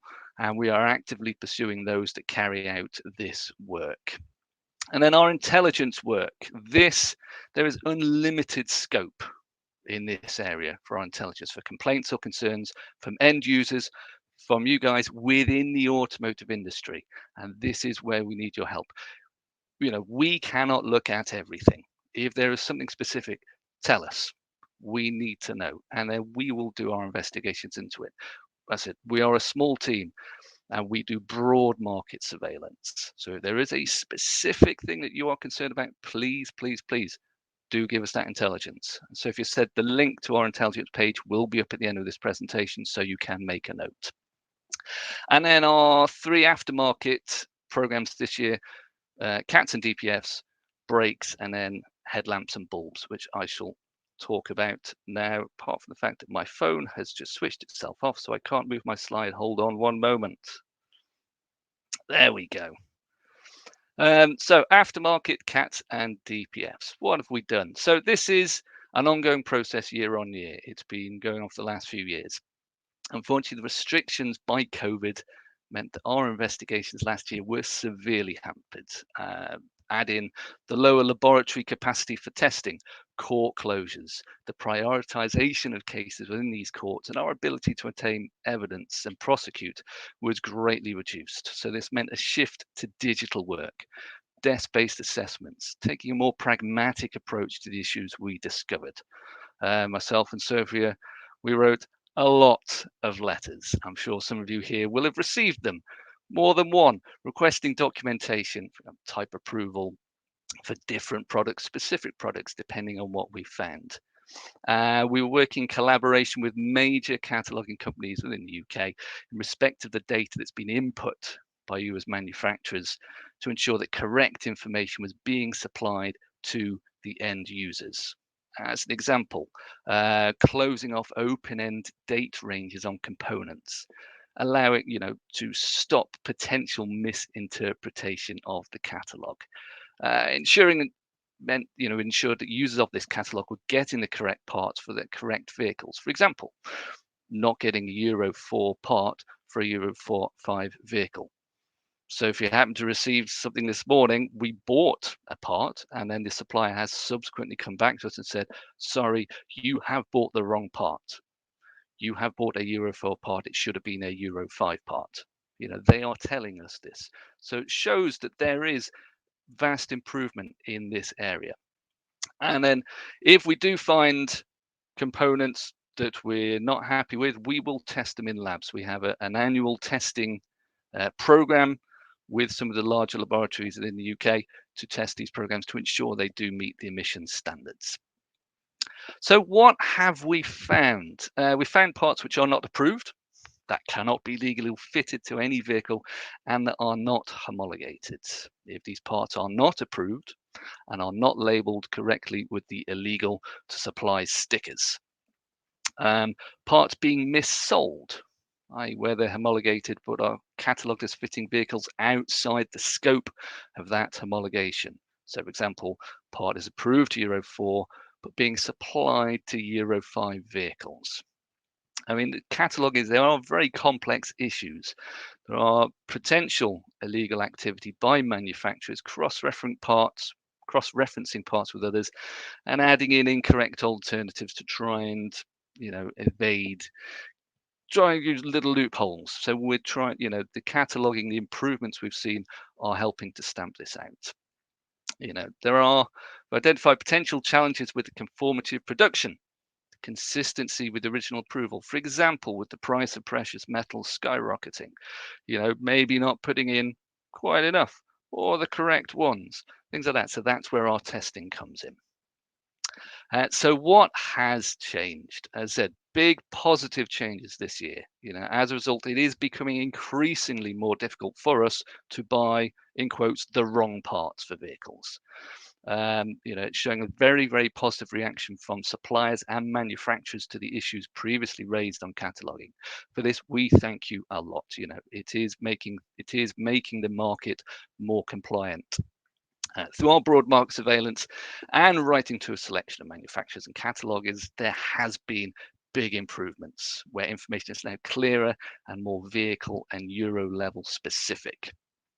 Where we have found the potential for old stock to be sold incorrectly, we've encouraged manufacturers to complete stock cleanses on a regular basis. And then going forwards, what will we do? We'll continue as we are doing. We'll continue researching the market for illegal aftermarket components, working with cataloguing companies to identify how best to list these aftermarket components to stop the cataloguing issues we've mentioned. Look to work with distributors as well as manufacturers to stop any misinterpretation of catalogues leading to incorrect parts being sold. And where we do find emissions issues through our independent testing, we will have discussions with the manufacturers on our findings to ensure future compliance. How those discussions will go, we do not know. And then what can you do? You'll find a common theme throughout all of our slides here. What can you do? Please report it to us. Anything you identify, any suspicions you have, please, please, please do report it to us. So aftermarket brakes. This is an ongoing program, and this is focused on brake components placed onto the UK automotive market. As with everything, ensuring these parts comply with the relevant regulations, environmental and safety standards to which they're approved. As this is ongoing, our testing is ongoing as we speak. I can't give any particular information, any results of what's been found at the moment. This will be published after the end of the financial year in April, sometime afterwards, and the program of work remains ongoing. It covers the testing of vehicles, components covering various different manufacturers. It is broad market surveillance. As with other programs, what we'll do, if we find any products being supplied that do not comply, they may be recalled. In the worst cases, there will be prosecutions. So again, it depends what we find. If we do all our testing, everything's hunky-dory, fine, everything's hunky-dory. However, if there are issues, then we will take action. And again, what can you do? Any concerns, please report it to us. Then aftermarket, headlamps, bulbs, halogens, LEDs, HIDs, anything within this market. What have we done? So there's a couple of parts to this program. Firstly, the supply of bulbs, non-type approved bulbs on the UK market. So again, market surveillance across these bulbs, focusing particularly on headlamps. One of the drivers for this program was the increase in complaints of dazzling headlights, people being dazzled by their headlights. And is it to do with the bulbs? That is what our program is looking at. And what have we found? Bulbs sold through sellers both inside, outside of the UK, online, in person. Some bulbs do not have the relevant markings. We're also finding you can buy the same bulb from different suppliers. Some of them will have markings, some of them won't. Are these fake bulbs? Is that another issue? Is that more of a trading standards fraud issue? Where are these bulbs coming from? Who is manufacturing them? And again, as this is ongoing, can't give any particular answers at the moment, but it is a large program. What will we do? We have a testing program for these bulbs for both approved and non-type or bulbs without type approval markings to see if they do conform to standards. Are these non-type approved bulbs, are they a safety issue? And then as with other programs, there will be follow-up action with potential prosecutions further down the line. We can also work with some of the larger online sellers, platforms to stop some of these products being sold within the UK. The second part, talking about headlamps, is the illegal retrofit of LED headlamp units replacing halogen ones. Remember, when you got your vehicle, you buy your vehicle with your halogen lamps in it. The type approval specifies those lamps. If you replace them with LED headlamp units, this will contravene the type approval, and then this retrofitting of LED headlamps is an illegal service. And we're identifying individuals and companies who are doing this. As with everything, what can you do? Any suspicions, please do report it to us. Guidance. So if you mentioned, all our guidance will be published online through the gov.uk website. Our sanctions policy statement, that is the policy to which we work towards and how our processes go. So we are as transparent as we can be. All of the government guidance will be there, and then our program results will be on our MSU landing page. Again, the link will be at the end of this presentation. And we'll continue with the use of social media, Twitter, Facebook, you name it, we have pages. Moving forwards, we will work with you, the industry, to educate where required. We will always try and work with you to provide education where there is a requirement to do so. We will provide clarity on the rules and the legislation. If you have any concerns or you are not sure, come to us. Please contact us and we can provide the guidance to ensure that you stay within the law and trade legally. Again, this is supported by our sanctions policy. We also work with the Department for Transport to look at changes needed in updating legislation that affects the industry. E-scooters has been mentioned a couple of times here. That's quite a big area, that people are talking about. We'll continue to investigate and enforce anything that is supplied to us. We will investigate that intelligence. If it's a product, a process, a service that could have an adverse effect on the safety of others or the environment, we will investigate. And if there is wrongdoing, we have the powers right up to prosecution for those people involved. And we welcome any engagement requests. If you want to have a chat with us, please do drop us a line. We can set up meetings with you as individuals, as businesses, as bodies like this. The more we can get out there, the more we can engage, the better for us. We've got any questions. Just as with everything, a caveat: we cannot answer any specifics on potentially any intelligence you've supplied to us, any individual products, companies. So please do not ask us about anything specific. And then on our last slide should be the link for our intelligence page and our MSU page. So if you'd like to take a screenshot, there's our email address. Please do drop us, a line, and through our how to. Thank you very much. Thank you for those questions. Thank you for those questions. And Sophia, if you're still with us, the aftermarket does want to have a chat with the DVSA. We've got lots and lots of questions. If I can start, I'll try and get through as many as I can. Do steer me away if I am going into territory that I necessarily shouldn't. But whilst mistakes can happen under type approval, some manufacturers are clearly taking advantages of holes in the system. How is the MSU tackling manufacturers and importers supplying parts that don't work but have seemingly legitimate approval numbers?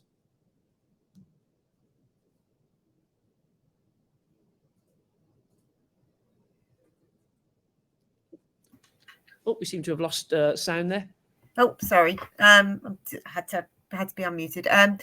So what we're doing is we're doing through broad market surveillance. We are just going to get back to. I've lost my sight of what I was thinking of now.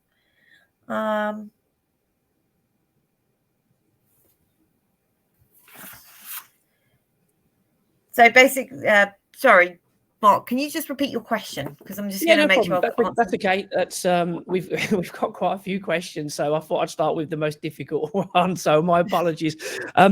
Whilst mistakes can happen under type approval, some manufacturers are clearly taking advantage of holes in the system. How is how are yourselves? How is the unit tackling manufacturers supplying parts that don't work but have seemingly legitimate approval numbers?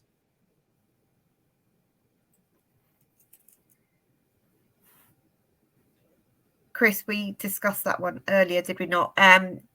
Did you want to answer that question? I think we might be struggling with a few of the the questions and answers. I will ask a question on sport. No, I'm joking. I will ask a question on if you're there, Sophia, would a more robust MOT not provide an ideal method to ensure compliance with necessary requirements across the entire vehicle park? Quite possibly, yes. But this is something that we would have to work with the VCA and with other departments within DVSA to see what is the best way forward. I think with a few of these questions, it might be better for me to sort of take them away and come back with a more fuller answer for you. To be honest with you, because I don't want to end up sort of saying something that I shouldn't. So yeah. That's okay. Yeah, I'd say with regards to the MOT scheme, that is out of the scope of market surveillance. That is a bigger question somewhere up here in parliamentary territory for us in market surveillance. That is way out of our scope, I'm afraid. Yeah. Okay. We did have a question about LED bulbs and whether we'll use MOT test centres to check LED bulb misuses, but I think that might be out of your... Absolutely. So any specifics with the MOT scheme, what's being tested, that is not dealt by us, I'm afraid. Okay. Just a very quick one, hopefully an easy one. Does the LED bulb fitting being illegal apply to historic cars, say a 1930s vehicle? So it's a slightly complicated area because the regulations within the legislation within the UK is specific to halogen bulbs. However, as we know, a lot of new cars come under European type approval and they are fitted with LEDs. So while they don't technically come under our legislation, they are allowed. But if you have a vehicle with a halogen bulb, you are technically not allowed to retrofit it with anything but a halogen bulb.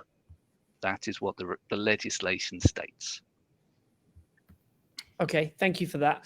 And finally, if I can just ask one overall question, what I will do, and thank you to everyone that's asked questions. I know we had a couple of technical difficulties, but what I will do is get these questions, get them over to you. If you can answer them, and then I'll go back to the individuals and what we can publish, we will do if that's okay with yourselves. You've got 3 significant aftermarket programs going on at the moment, which one is sort of taking priority in terms of resource for you in 2022? I don't think anything takes a specific priority. They all give an equal time. Budget wise, obviously, anything involving laboratory testing will take a lot of our budget, but time wise, etc., we try and split our time as equally as we can across our programs. So nothing will be, this is prioritized, this is priorities. These are our programs for the year. We will investigate each one to the fullest that we can across the year. Okay, thank you very much for that. And as I said, what we'll do is, because we have had an enormous amount of questions, I will take those and I will come back to everybody individually on those. So yeah, thank you very much, Christopher, and thank you very much, Sophia. Lovely. Apologies for my Wi-Fi issues at the end there. It's the problem of being at home. Lovely. Thank you. Thank you so much. Don't worry at all. Thank you very much. Right, now we will move on to look at how future EU legislation is set to influence UK policy in a post-Brexit era. We welcome FIGIFA Technical Director Ronan McDonough and Pierre Thibaudat, Governmental Affairs and Communications Manager.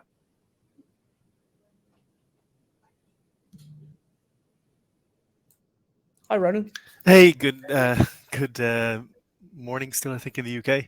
I'm just waiting for... Pierre just joined. Yes. So I'll immediately hand over to Pierre to start. Okay. Many thanks, Ronan, and we will get back to you very shortly anyway.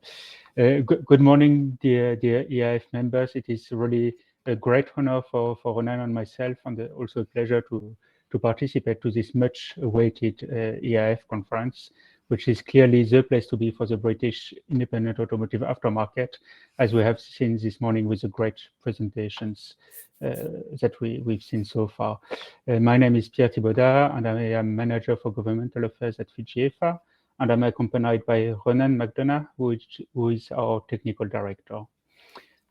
Just to set the scene, FIT-GFA is a European umbrella association representing IAAF, but also its sister associations from other countries towards international and European institutions. And our aim is clearly to ensure that the EIM can continue to thrive in the future. And our mean to this end is to secure legislative and regulatory framework which is favorable to you. And therefore, we work on a number of various issues, from access to in-vehicle data, to intellectual property rights, from competition to cybersecurity, from spare parts identification to electric vehicles, etc., etc. Today, we will just focus on two points, which are the Motor Vehicle Block Exemption Regulation, or MVBR, and CERMI. The MVBR is directly impacting the future competitiveness of your business and is quite high on the European political agenda. I will give you a brief overview of what is at stake for your business, what we are claiming to protect your interest, and what we do to this regard. Just to make things clear, I am talking today about the Motor Vehicle Block Exemption Regulation and not the Vertical Block Exemption Regulation, or VBER. The VBER is a horizontal legislation applying to all distribution sectors. It expires in 2022 on both the European Union and the UK. In your case, the Competition and Markets Authority are working on the future legislative framework, sometimes with divergent approaches, but still this is a work in progress. The Motor Vehicle Block Exemption Regulation is really the backbone for competition in the automotive aftermarket. It contains crucial provisions enabling the trade of spare parts, preventing the misuse or abuse of warranties, and granting access to technical information. More specifically, just a few provisions for you to really grasp the importance of the MVBR. Vehicle manufacturers may not hinder their OE suppliers from also supplying their products to independent distributors. Authorized repairers are free to source original parts or parts of matching quality to independent distributors. Vehicle manufacturers may not make the warranties, whether statutory or extended, conditional on the repair and servicing of a vehicle within their own network or on the use of their own spare parts. And vehicle manufacturers have to make available to independent operators any technical information that they share with their own network. So as you can see, the MVBR is really instrumental in enabling independent operators to compete with the contracted networks of the vehicle manufacturers for a very wide range of services and products. Yet, unfortunately, this legislation is due to expire in 2023. We are, of course, as FIT-GFA and with our members, calling for the MVBR to be maintained and modernized way beyond 2023.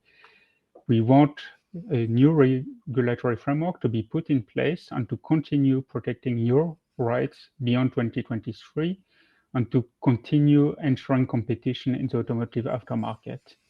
We have identified a few issues which, in our point of view, are absolutely crucial. We want the European Commission to address the issue of captive parts, whose increasing number is constantly shrinking your portfolio of products. I will come back to this very shortly. We want the future legislation to be also future-proof by taking into consideration new technical and commercial practices which are impairing competition. This includes, for example, the issue of the coding of spare parts, but also the abuse of some warranty conditions. We want the access to technical information to be reinforced because too often still this access is very limited and handled in a very restrictive way by vehicle manufacturers. And last but not least, we want to make sure that the MVBR can be easily and rapidly enforced. It is still too difficult, too costly, too long for your company, many of them SMEs, to defend your rights against market players which have much more resources, much more time, and numerous ways to pressure you. Our main objective is clearly to address the growing captivity of spare parts. We really want spare parts distributor to be able to trade as many parts as possible. Too often, you cannot trade spare parts such as sensors or spark plugs, and you don't even know why. They are simply not available to you. We would like to make sure that you can trade as many OEM and OES parts as possible, and in particular the captive parts. We want such captive parts to be accessible not only at retail level, but also at wholesale level. It is really essential to preserve the competitiveness of the entire independent aftermarket value chain. This is also crucial to make sure that independent repairers continue to use the service of independent distributors. You know much better than me that as much as possible, the workshops want to use a single one-stop shop. We also want to avoid parts to be made artificially captive, for example, with the use of proprietary activation codes. Last, we also want to reinforce the existing provisions to make sure that the OEMs on their networks don't make the warranties linked to the use of parts sold by OEM networks. This provision already exists, but it's still not fully respected by the OEM networks. And that's something that we want to really change.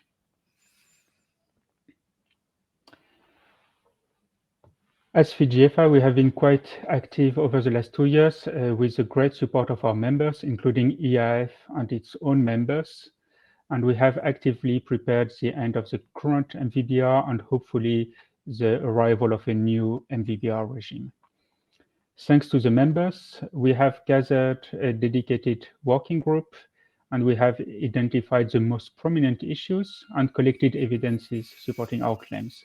It has enabled us to prepare a substantiated evaluation report with claims, evidences, and even remedies that we have submitted to the European Commission. And the European Commission has been, has warmly welcomed this report. FIGIEFA was one of the only trade associations to do this exercise. And the European Commission really appreciated it because it was really substantiated with a lot of evidences, but also some concrete proposals. And that's typical for FIGIEFA. We always try to be constructive and reliable for the Commission. This is why we are in regular contact with the Commission, and we have discussed extensively with them the specific issue of the trade of spare parts, but also access to technical information with our friends from ADPA, the Automotive Data Publishers Association. As you know, we also coordinate very closely with our fellow members from AFCAR, the Alliance for the Freedom of Car Repair in Europe, which brings together the workshops, body repairers, oil and lubricant suppliers, garage equipment suppliers, data publishers, rental and leasing companies, road patrols, and even the consumers. And as a coalition, we intend to improve, more specifically, the provisions on access to technical information and on warranties. We are currently working as FIGIEFA, but also with our partners, on very, very concrete proposals aimed at showing ways to improve the existing MVBR. These proposals will focus on the 3 main areas that I have already mentioned. The first one is the necessity to enable access to captive parts. The second one is to frame statutory and extended warranties. And the third one is to modernize the access to technical information. These 3 pillars are all equally important in our views to ensure that the entire independent aftermarket ecosystem can continue to compete with contracted networks. We are preparing these proposals with the input from our members, some of them coming from IAAF, and once again, we would like to thank them, with our partners from AFCAR, and of course with specialized lawyers. Indeed, it is really important for us to make sure that our proposals are, on the one hand, fit to your needs, but on the other hand, also matching the very complex legal requirement of competition law. We will then provide these proposals to the European Commission to feed its work, and we hope that the Commission will take inspiration from it before publishing the next legislation. The next months will be really crucial. In Q1 2022, the European Commission is expected to launch a public consultation on the future framework. Within the next months, it will issue and fine-tune, hopefully, a legislative proposal. And by the end of May 2023, if the European Commission decides to continue with a revised and hopefully improved MVBR, then a new legislation will enter into force, protecting even further, we hope, your rights and your interest. As you can see, it's really a condensed timeline because only the European Commission will legislate on the matter. The European Parliament and the Council representing member states are not or barely involved in competition legislation. And if I may add here, and that will be a transition for the next slide, we miss the UK being part of European Union at this point because the UK, even if countries were not formally involved in the competition legislation process, countries were often quite vocal, and in particular the UK, and the UK government had the tradition to be a great ally for us. So why does the MVBR still matter for the UK despite Brexit? You might wonder. After all, it is the European Union's legislation, and it's expiring soon. So why does it matter to you? First, most of your immediate business partners, the parts suppliers, have significant parts of their business in the EU. It means that they will continue to apply to the provisions of the MVBR, for example, on double branding or on certificates of matching quality. They will continue to supply the independent aftermarket only, obviously, if the legislative framework enables them to do so. More generally, the MVBR has a wide impact on the entire European independent aftermarket. It enables a wide range of market players to be competitive or even to exist. Without independent oil suppliers, garage equipment providers, or RMI publishers, for example, the independent workshops, which are your customers, would slowly but surely disappear, lose business, and it means that you would also lose business. Last but not least, we have seen that the MVBR has quite a bright lighthouse effect on the rest of the world. It is a European legislation, true, applying to the 27 countries of the European Union, true, but not only. It also applies in countries such as Norway or Iceland, even Liechtenstein, not the most relevant market, but still. And behind that, it applies to other countries which are further away from us, but which have an Anglo-Saxon law tradition. So it's quite interesting for you. For example, Canada, or most recently, South Africa and Australia, which have basically done a copy-paste of the existing European MVBR provisions, and they have integrated them into their own competition framework. So I hope that this very rapid overview was not too burdensome for you. This was really only a very superficial presentation on a very, very broad topic, which has many implications and consequences for your daily business. We have good hope to be able to maintain and modernize the existing framework and to make everyone elsewhere in the world benefit from it. If there is any question, the floor is yours. We can also send you a number of brochure or explanatory documents. And if there is no question, then I will hand over to Ronan, our technical director, who is going to speak more lengthily on CERMI.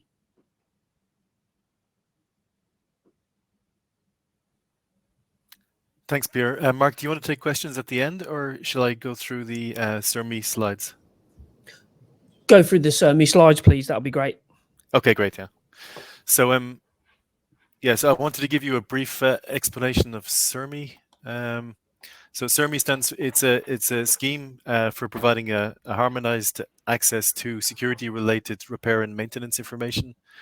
It's an EU scheme which would apply across the European Union. Why is it needed? So currently, independent operators need a separate authorization for each vehicle manufacturer to access security-related information. So for every VM, you need a different authorization, which is quite burdensome to manage. The idea with CERMI is that one authorization would work with every VM. The authorization itself is granted to both the independent operator and to their staff. So it's on a company level, but also on an individual level. CERMI has been planned for quite some time. I think it was first mentioned around 2009, but it was finally adopted in European type approval legislation from July this year, which means that we have now 2 years to get the CERMI scheme up and running so that it will be operational by July 2023. I guess the obvious question is, what does that mean in the context of the UK? What we can say for sure is that under the terms of the Northern Ireland Protocol, Northern Ireland will need to adopt CERMI, so that's for sure. We've asked the vehicle manufacturers what their intentions are for the UK, and what they've told us is that their plan is to use CERMI in the UK as well, because they don't want to set up a separate scheme specifically for the UK. So more than likely CERMI will be used in the UK as well, although without having legislation adopted in the UK, I guess it would be kind of a voluntary scheme. But the intention of the vehicle manufacturers seems to be to use it. How is this scheme organized? So the heart of the CERMI scheme is an organization will be run by the organizations called the CAB, Conformity Assessment Body. These are agencies in each country. There should be at least one in every country where CERMI is applied, which provide the authorization to the workshops who want to work on security-related repairs. The CAB, and as I said, it can be one or more in each country, gets their authorization from the NAB. So every country has one national accreditation body. In the UK, it's UCAS, who would approve the CABs in line with the requirements of the CERMI scheme itself. A workshop who wants to get authorized applies to their local CAB. The initial authorization is done based on documentation, although over the CERMI authorization lasts for a period of 5 years, and over that 5 years there's a requirement for an on-site inspection as well. So there would be an on-site inspection done at a certain point.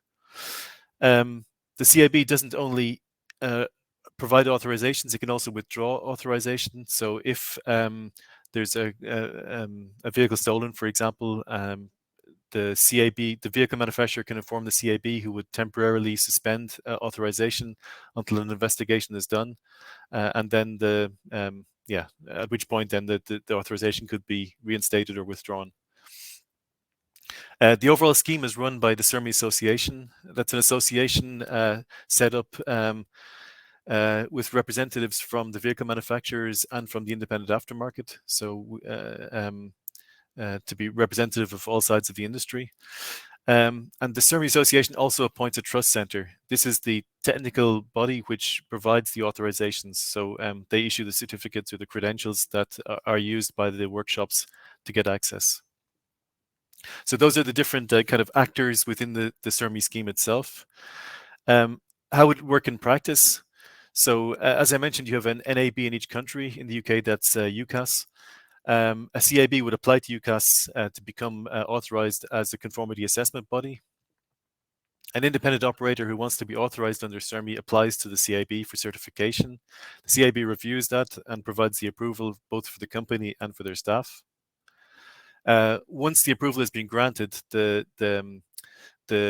staff details are registered with the trust center and registered in their database. And the trust center then issues credentials, so like a login and password to the employees of the workshop. Then when accessing the VM server for doing some security related operations, so for example doing a software update or for reflashing keys, the credentials issued by the trust center are used to log into the server. The VM on the back end checks those credentials against the SERMI database, and assuming that the authorization is valid, then access is granted and the operation can take place. So that's the way the scheme is set up. At the moment, we're in the process of updating the final technical requirements of the scheme in line with the latest legislation. We're also in the process of appointing the trust center. CIBs, we're not yet recruiting CIBs. That will be done in 2022. But the objective, as I mentioned, is to have, or the requirement is to have SERMI up and running by July 2023.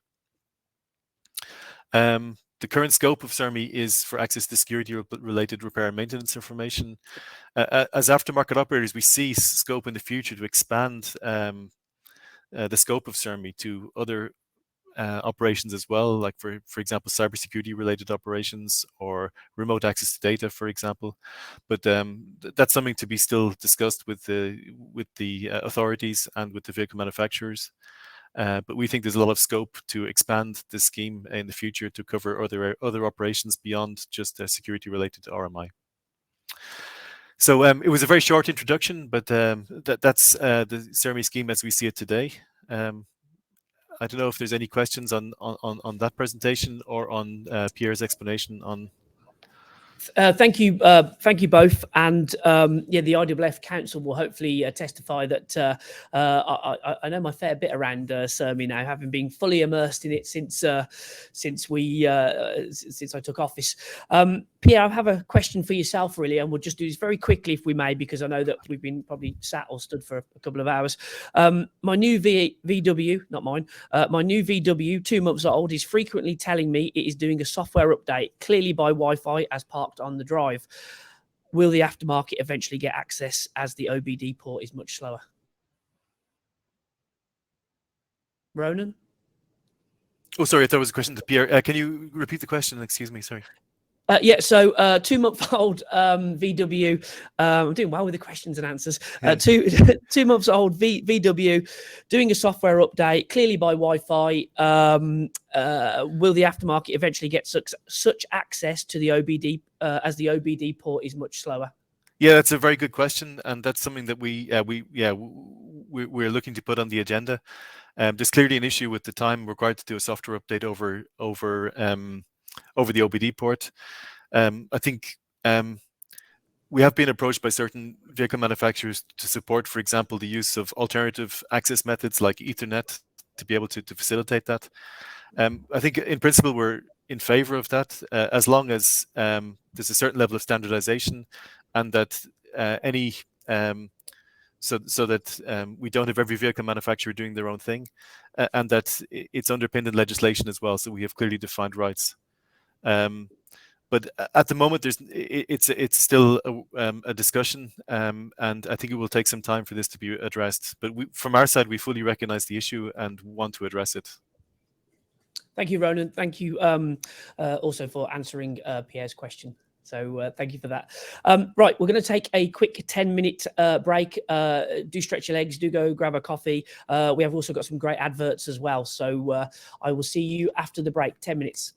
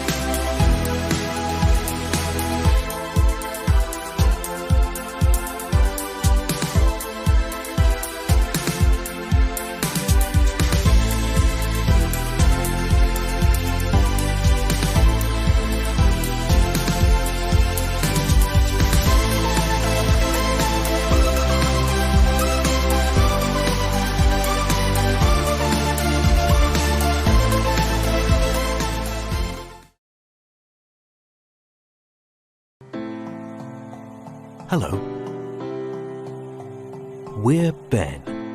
We're the support service for automotive people, whichever part of the industry you work in.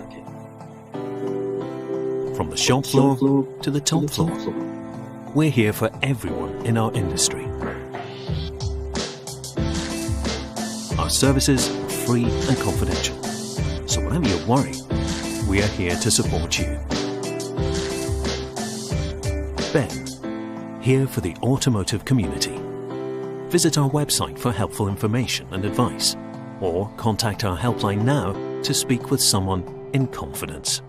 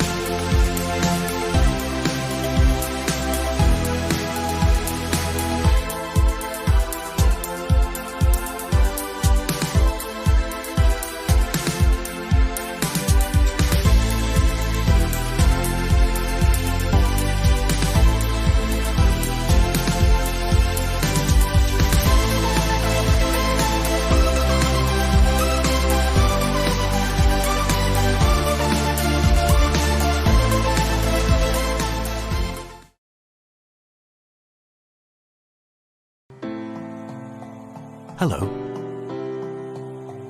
We're Ben. We're the support service for automotive people, whichever part of the industry you work in. From the shop floor to the top floor, we're here for everyone in our industry. Our services are free and confidential, so whenever you're worried, we are here to support you. Ben, here for the automotive community. Visit our website for helpful information and advice, or contact our helpline now to speak with someone in confidence.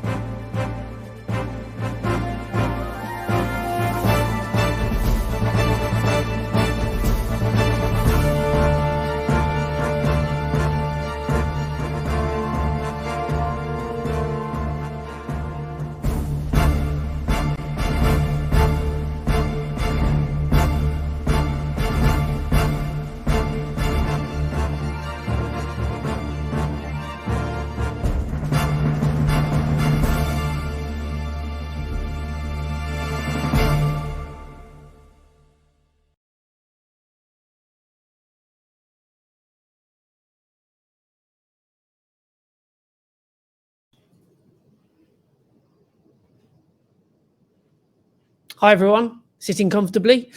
Welcome back. Well, thank you for coming back. Now we're going to move on to our special guest speaker. Martin McCourt was the CEO of Dyson for 15 years, the ideas to market-leading consumer products maker. As Chief Executive Officer, he implemented a strategy that transformed the company from a single product, single market producer into one where 80% of the business came from over 60 markets around the world. In that time, he increased UK skilled jobs, grew profits to over 300 million, and enabled James Dyson to keep on inventing. In 2011, Dyson hit £1 billion revenue for the first time, and Martin was directly responsible for the establishment of Dyson subsidiaries in the USA, Japan, Switzerland, Austria, and Germany. In recent times, Martin is a serial non-executive for companies such as Free Flow Technologies and Weber, to name but two. Here to support us on a number of areas, including vertical growth, think big, stay small, and the importance of innovation, we welcome to the IAAF Aftermarket Conference, Aftermarket for the Future, Martin McCourt. Thank you very much, Mark. Lovely introduction. So I'm going to start by trying to share my screen, which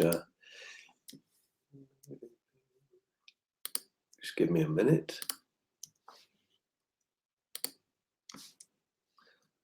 Hopefully you can all see my screen. I'm just going to put it onto. Can you still hear me? Yes, we can still hear you. Okay, just going to put it up, Mark. Just tell me if it's working. That you should see my first slide, which says ideas. Absolutely, we're on board. Okay. Well, we're off and flying, and good afternoon, everybody, and thank you, Mark, for inviting me to take part in your conference. And wow, I've spent most of my business career in change environments. So if you meet anybody that says that they're involved in change management, then that's me. Absolutely. It's pretty much all I've been doing for 3 decades. I love it. And that means disruption and being disrupted, which I'm going to talk about. But your industry is really standing out now, isn't it? Because there's just so much change in motion, and predictions of what's going to happen over the next few years are quite amazing. If you step back for a minute, it is often said that those companies that will be, say, 50% of the value of the S&P index in 10 years' time don't exist today. It's quite a sobering thought. If you look at the names on the screen here, we all know them, don't we? They're everyday names. But if you reflect on the fact that 20, 25, definitely 30 years ago, they didn't exist. Or if they did exist, they hardly existed. The pace of change is rapid. So in a way, you're in pretty good company, because it's not just your industry that has been challenged by such enormous change over the last decades. Many have. I love to look at images, and if you think these are images from the 1960s and 70s, thank God we don't dress like that anymore. But that's a herald, isn't it? And that, of course, was our smartphone. And if any of you, if your living room still look a little bit like the living room in the bottom right hand corner, it's probably time for a makeover. So change is quite dramatic, even in the space of 50 years or so. The image here of horse and cart being replaced almost entirely by cars in the space of a dozen years or so. And in that change world, there's opportunities for little guys, and some of you could characterize yourself in this way, for nimble, agile adversaries to take on the big giants, the David and Goliath type analogy. Because at the end of the day, how does business work? Yeah, if I start a business up and I take market share, I'm taking it from somebody. It's very rarely just, originally created. It usually means share trading hands from one competitor to another, one supplier to another. And therefore, it's a bit of a battle, isn't it? It's a bit of a game. It's what we want to do it, don't we? We don't hopefully just come to work to earn a dollar. We actually want to enjoy it. We spend a lot of time doing it. And a measure of enjoyment is the success that comes with building your business, even if that is at the expense of others. It usually is.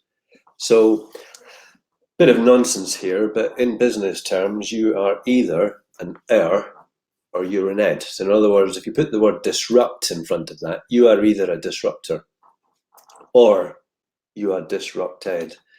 And I mean, there is a bit of no man's land. I'm not sure you'd want to be there though. So you're either coming up with ideas and building your business and taking share from others, or they're doing it to you. So it kind of comes down to who's having whose lunch. Worth thinking about that. It is a game. Tesla, very new entrant, but quite an interesting example. It's not just the fact it's an electrical vehicle and all of the connotations of electrical vehicle versus internal combustion engine. It isn't just that. It's the way they've gone about it. Whatever you think of the guy that towers at the top of that empire, the way that they've gone about it is quite interesting. So I'm not making any comment on the car. I don't own one. I've been in one. I know they're super fast and sleek and all the rest of it. Not sure it'd be the one that I would go for. But what is interesting is the way that they've set about selling them and marketing them. Their showrooms, for example, as you'll know, they're quite sterile in many ways. I remember going to the one in New York not so long ago, before lockdown, and thinking, well, it is a car showroom because it's a showroom and it's got 3 or 4 cars in it. But the way it was laid out, the nature of the staff, the way they were dressed, the way they were interacting with the customers was quite different. And I looked into this, and of course, an interesting statistic often quoted about Tesla is that over 70% of the people who buy one don't even have a test drive. So this is really quite different, isn't it? It's quite different. The momentum that this brand has created in such a relatively short space of time. And then my old boss, James Dyson,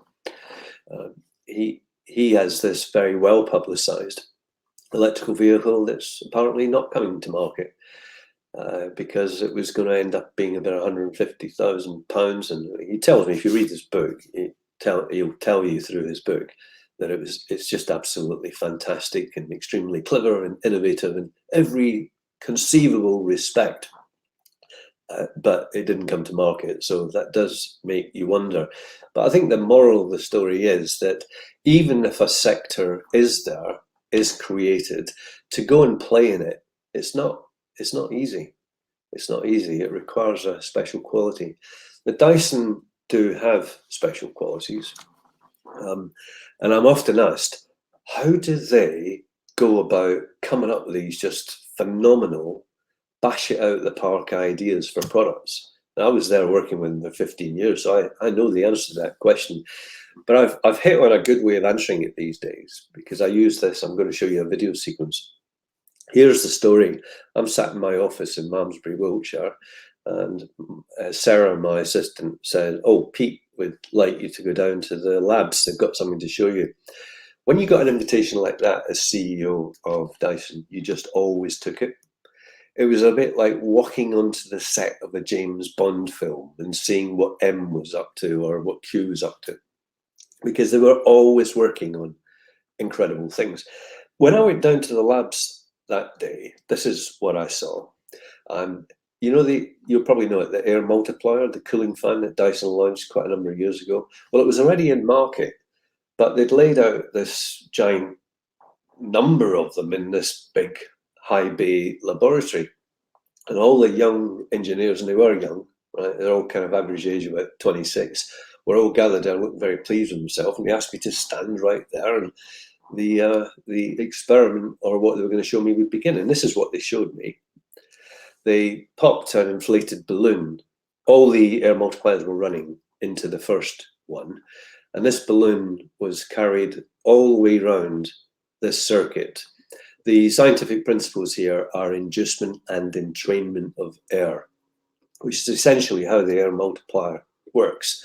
So they created this rig to demonstrate how it works. Now, I'm standing there thinking, oh, no wonder our projects are always late and always over budget, if this is what we do with our time.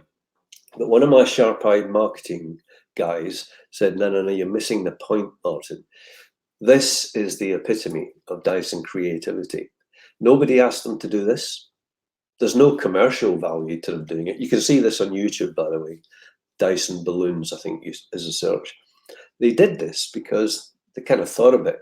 And also because they're liberated, because we have created an ideas environment, an environment where ideas are just thrown off like a torrent of ideas, hour after hour, day after day.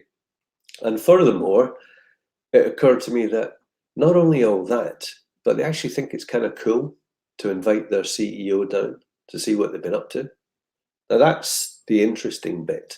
So for those of us who are contemplating change, and all your businesses, I'm sure you guys participating in this conference, you sure as hell are, then a very important principle is that if your companies are going to turn any form of change adversity into opportunity, the people in your business will play a critical role, you personally, but also your teams. And the way in which they think and the degree to which they are encouraged to generate ideas, because it's not just companies like Dyson that hire idea generators. Your people are all capable of generating ideas. It just depends how you organize them. I'll use this to illustrate. So that is a traditional organization. Think of it as an organization chart.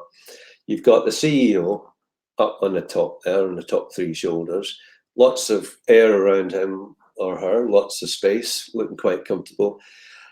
And the further down the pyramid you go, you get to the bottom of the people, the workers, are kind of trampled underfoot. Now, I'm hoping that by the time I hang my boots up and stop doing these talks, that there won't be organizations out there who behave like this, but I've got to tell you, I come across them regularly. What's an organization like that? Very top down is the point. Ideas flow from the top to the bottom. Instructions flow from the top to the bottom. There may be some pretense that it's not like that and it's very democratic. But in this organization, you hear people usually in the middle saying things like, nah, that will not work here. We tried that once 10 years ago. Didn't work then. It's not going to work now. So they become very rutted in their thinking and their way of just, I don't know, reading their situation, the broader marketplace and what they should be doing. And really believing that ideas flow from above to below and not encouraging idea flow the other way. And these are businesses that are very busy. There's lots of action going on and there's lots of meetings and there's lots of things, but there's no time. There's no quality time to think. Whereas the contemporary organization, the one that you're really looking for is where the CEO or the leader is actually supporting the business. In this environment, our youngsters, our new recruits, and those with just a few years service, they're the ones we want to hear from, right? They're the ones that are more likely to interpret what is going on in our market, in our world, in a superior way to us, because they're younger, they're more in tune, they're more fashionable, they're more in tempo with the changing digital world than people of my age are. So, my God, we don't want to stifle them. So we create an environment where there's no such thing as a bad idea. And that's pretty much what lies at the heart of companies like Dyson. That's how come they create massive flows of ideas. And of course, there is such a thing as a bad idea. It's the one that you don't commercialize, right? Because hasn't got commercial value. But you create an atmosphere of, we want ideas. So Dyson create the Airblade, and that was so disruptive. It went against paper primarily, but also electric hand dryers have been around for years, never worked. We always ended up doing this, didn't we? And they came up with a cracking solution. And the vacuum cleaner itself was a game changer, but not everybody liked it. Not everybody liked it, but this was a change maker in its industry. When you look at change, though, more broadly, it's just come out of that world and just look more broadly. Some of you might have long playing records, LPs. I do. I've got loads, hundreds. And then back in I suppose it was the middle 80s, they started to die. And the reason why it started to die was this fella, the music cassette. And these things, by the way, they were convenient, and you had cassette players in your car. They were rubbish. Sound quality was terrible. They degraded. The winding mechanism snarled, and the tape gunged up in your player. They weren't very good at all. Salvation came in the shape of the CD. So there's massive disruption. And these were with us by the end of the 80s. The music cassettes were probably more around the 70s when they really started to bite. And, I've just been a bit cynical, but where are we now? I think, apart from digital, the fastest growing medium in music is now the LP again. Yay! That works for me. And I worked for a massively disruptive company called Duracell, and they had a fantastic idea. I was with them through most of the 80s. The alkaline manganese chemistry that is behind the original Duracell battery was already around.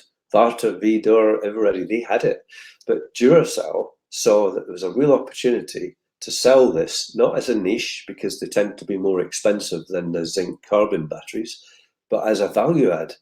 So these days they talk about 50% extra life, but back in my day, they talked about lasts up to 4 times or 6 times longer, or if you were in the States, I think they said 10 times longer. So you paid maybe a couple of times the price, but you got a big kick on the life. These are disruptive companies that change the nature of industry. They took something like 40% value share for battery sales around the world in about 6 years. Amazing. More up to date, companies like Allbirds, if you've come across them, some of you might even be wearing them. This is a shoe which is made of natural materials, and they've gone right into one of the most infested and competitive market categories in the world, footwear. And they're doing really well because they're doing it differently.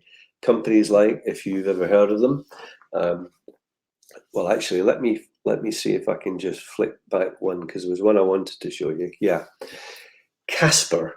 You come across them? A mattress. Now, I mean, if you want an example of thinking literally outside of the box, here it is. I bet you've all changed a mattress, gone and got a mattress, had a mattress delivered. The process of getting that mattress onto the bed can be like wrestling with alligators. They're not the most easy things to manipulate and manage. Casper, a startup in America, thought this through and thought, wouldn't it be great if somebody could order a mattress, it would turn up within 48 hours, and it would turn up in a box like this. It would be all vac packed, and all you would do is get the vac pack with all the air sucked out of the box, lie it on the bed, slit the vac pack, boom, the mattress pops out. Wouldn't that be a great idea? That's exactly what they did. And they offered a 180-day money-back guarantee if you weren't satisfied, and they simplified it. It wasn't about having lots of different versions, having to go to the bloody showroom and try all the different mattresses.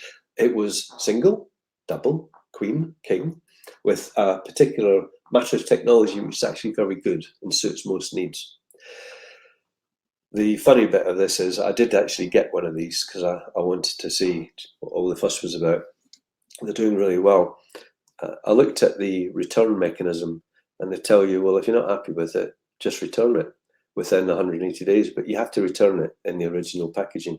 How the hell are you supposed to do that? I mean, I didn't want to return mine anyway, but I'm glad because I don't know how I'd have done it. And there are businesses who are disrupting. Even Milk Marketing Board are disrupted these days because you've got oat milk going on. I like this example because Beyond Meat, some of you may know, it's a meat substitute, like maybe soya-based, injected with beetroot juice, and they advertise it all around the world in this kind of way. This is massive disruption. These guys are doing billions of pounds collectively, and it's all down to the ability to have ideas. So I think that's one of my really main messages for you today, is that as your industry is changing, we can either go into denial or bemoan the fact that our industry is going to fall away, or we think, how do we turn this one around? What is it that we can do that others can't do? Is it more service intensity? Is it that we're local? Can we do things faster? Can we introduce home servicing, or can we introduce an accreditation scheme so that certain dealers all around the country are accredited for electrical vehicle servicing? What can we do that is maybe a bit harder for the big OEM guys and whatever, the more organized guys to do, so that we capitalize for the next 20, 30 years on what is going on in our industry? Because there are others out there who will be watching for opportunities. I love the Virgin example, because Virgin gave British Airways a torrid time. Do you remember? And when British Airways were the key investor behind what is now the London Eye, the Millennium Wheel, and they didn't manage to get it in position for the Millennium, then Virgin flew this very derogatory barrage balloon up and down the Thames. They were brilliant at capitalizing on the weaknesses of the big behemoth competitor. And then what about this? Some of you will recognize this as the Uber demo. You go back to 2016, and this is when the black taxi drivers were protesting about Boris giving Uber licenses. Uber massively exploited this and got phenomenal coverage, TV, radio, newspapers, all over Europe, actually. And as a consequence, these lovely black cab drivers put it on a plate, effectively, for Uber. More recent disruption, there's a lot of big international businesses who make vacuum cleaners. And when Dyson went into Belgium in 1997 with a vacuum cleaner, these 6 guys got an injunction to stop Dyson from advertising in Belgium because we were using comparative advertising. So think outside the box. What James and I and the teams came up with was we ran the same ad again, but we blacked out all the bits that they told us we couldn't say. And James wrote at the bottom, I'm really sorry, this ad doesn't make any sense, but my competitors have taken me to court and I'm not allowed to tell you about my technology. Really smart. It became known as the blacked out campaign. Competitors, in other words, and it might be you could be a competitor and the one competed with. You've got to be really careful. Here's something that Hoover did in America, which I still find to this day astonishing. A few months after I launched Dyson in America, they ran this ad. My vacuum is purple. They say it doesn't lose suction. My vacuum makes me look good. My vacuum was in a fashion magazine. My vacuum's a wind tunnel, and it cleans better than Dyson. The self-propelled wind tunnel by Hoover cleans carpet 56% better than Dyson. It's proven by the only recognized test representing real-life conditions in American homes. After all, do you want people to look at your vacuum or your clean home? Wind tunnel technology by Hoover. Clean to the highest power. if ever there was a moment where I felt like writing to the president of Hoover and saying thank you, it was this, because he put us on the map. Within a year of this ad campaign, which massively outgunned us, we didn't have anywhere near their kind of resources. We overtook Hoover to become brand leader in America, which I think Dyson still have to this day. I call this clown's feet. This is something we've got to be really careful of, something we've got to be aware of, something we seek out. And we try to put these onto the feet of our competitors. So if our competitors are paying attention to us and trying to do us down with the customers and saying all sorts of stuff, they're putting clown feet on because they're actually flicking the spotlight our way. I want to move on to just a final section as I head for the home straight here. Industries that are disrupted. One of the classic errors that the disrupted makes in the face of the disruptor is to fail to change their approach. Here's a great example. Kodak. They just went into major denial. One of the biggest, most successful organizations in the world, onslaught from digital players, digital cameras, and they sort of just kept going, kept doing what they used to do. It used to work. Why shouldn't it? And there's other examples. I haven't got time to go into them all today, but you know, Blockbuster, Amazon were up there, and Netflix, and it was obvious that there was going to be digital streaming, and these guys made their move too late. Toys R Us, they made their move too late, and the others you'll know about. So I think we've got to be kind of fearless, really.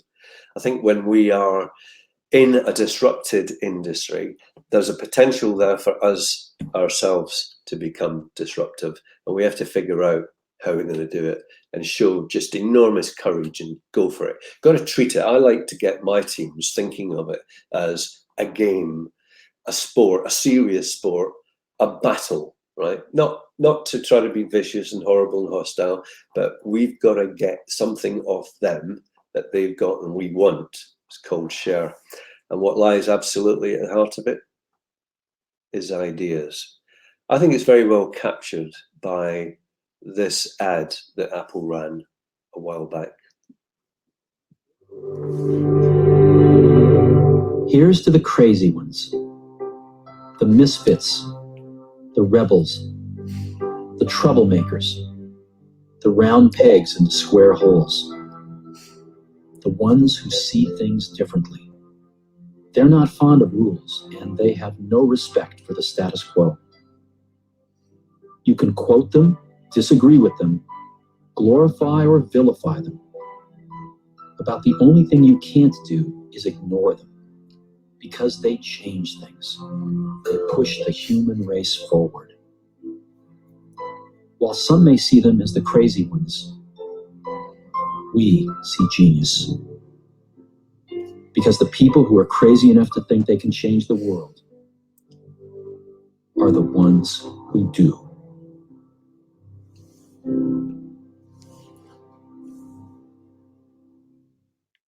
That's a great message, I think. So we have the capacity to think. Our teams have brain capacity. Make time to think is a key point here.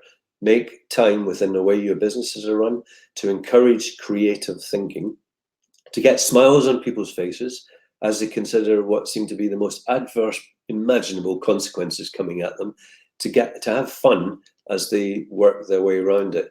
And to always, this TBSM, I used this with the Dyson guys when the Dyson guys started to get quite big. Interesting, isn't it? David and Goliath, you start off as Goliath, and then suddenly Dyson today, £6 billion company worldwide, worth probably 20 billion. James Dyson, wealthiest man, etc., etc. When we start to get big, this is the Dyson Research, Design and Development Centre in Malmesbury. So I use this to say to people, okay, we got here because we think big. That's the TB. But the way we should behave is by staying small. We should think small. We should think we're fit, we're agile, we're not the big, heavy giant in the industry. We're going to continue to be mega smart, creative, think alternatively, think outside of the box, and above all else, generate buckets of ideas. Mark, I'm going to end there. Thank you, and give way for questions. I'll just unshare. I can do that. Just give me a moment. I'll unshare. Thank you, Martin. That was absolutely fascinating. I don't know if you can see all the emojis on the screen, but all the thumbs up and everything, some great feedback as well. If we could have some questions, or if people want to put some questions to Martin, now is your time.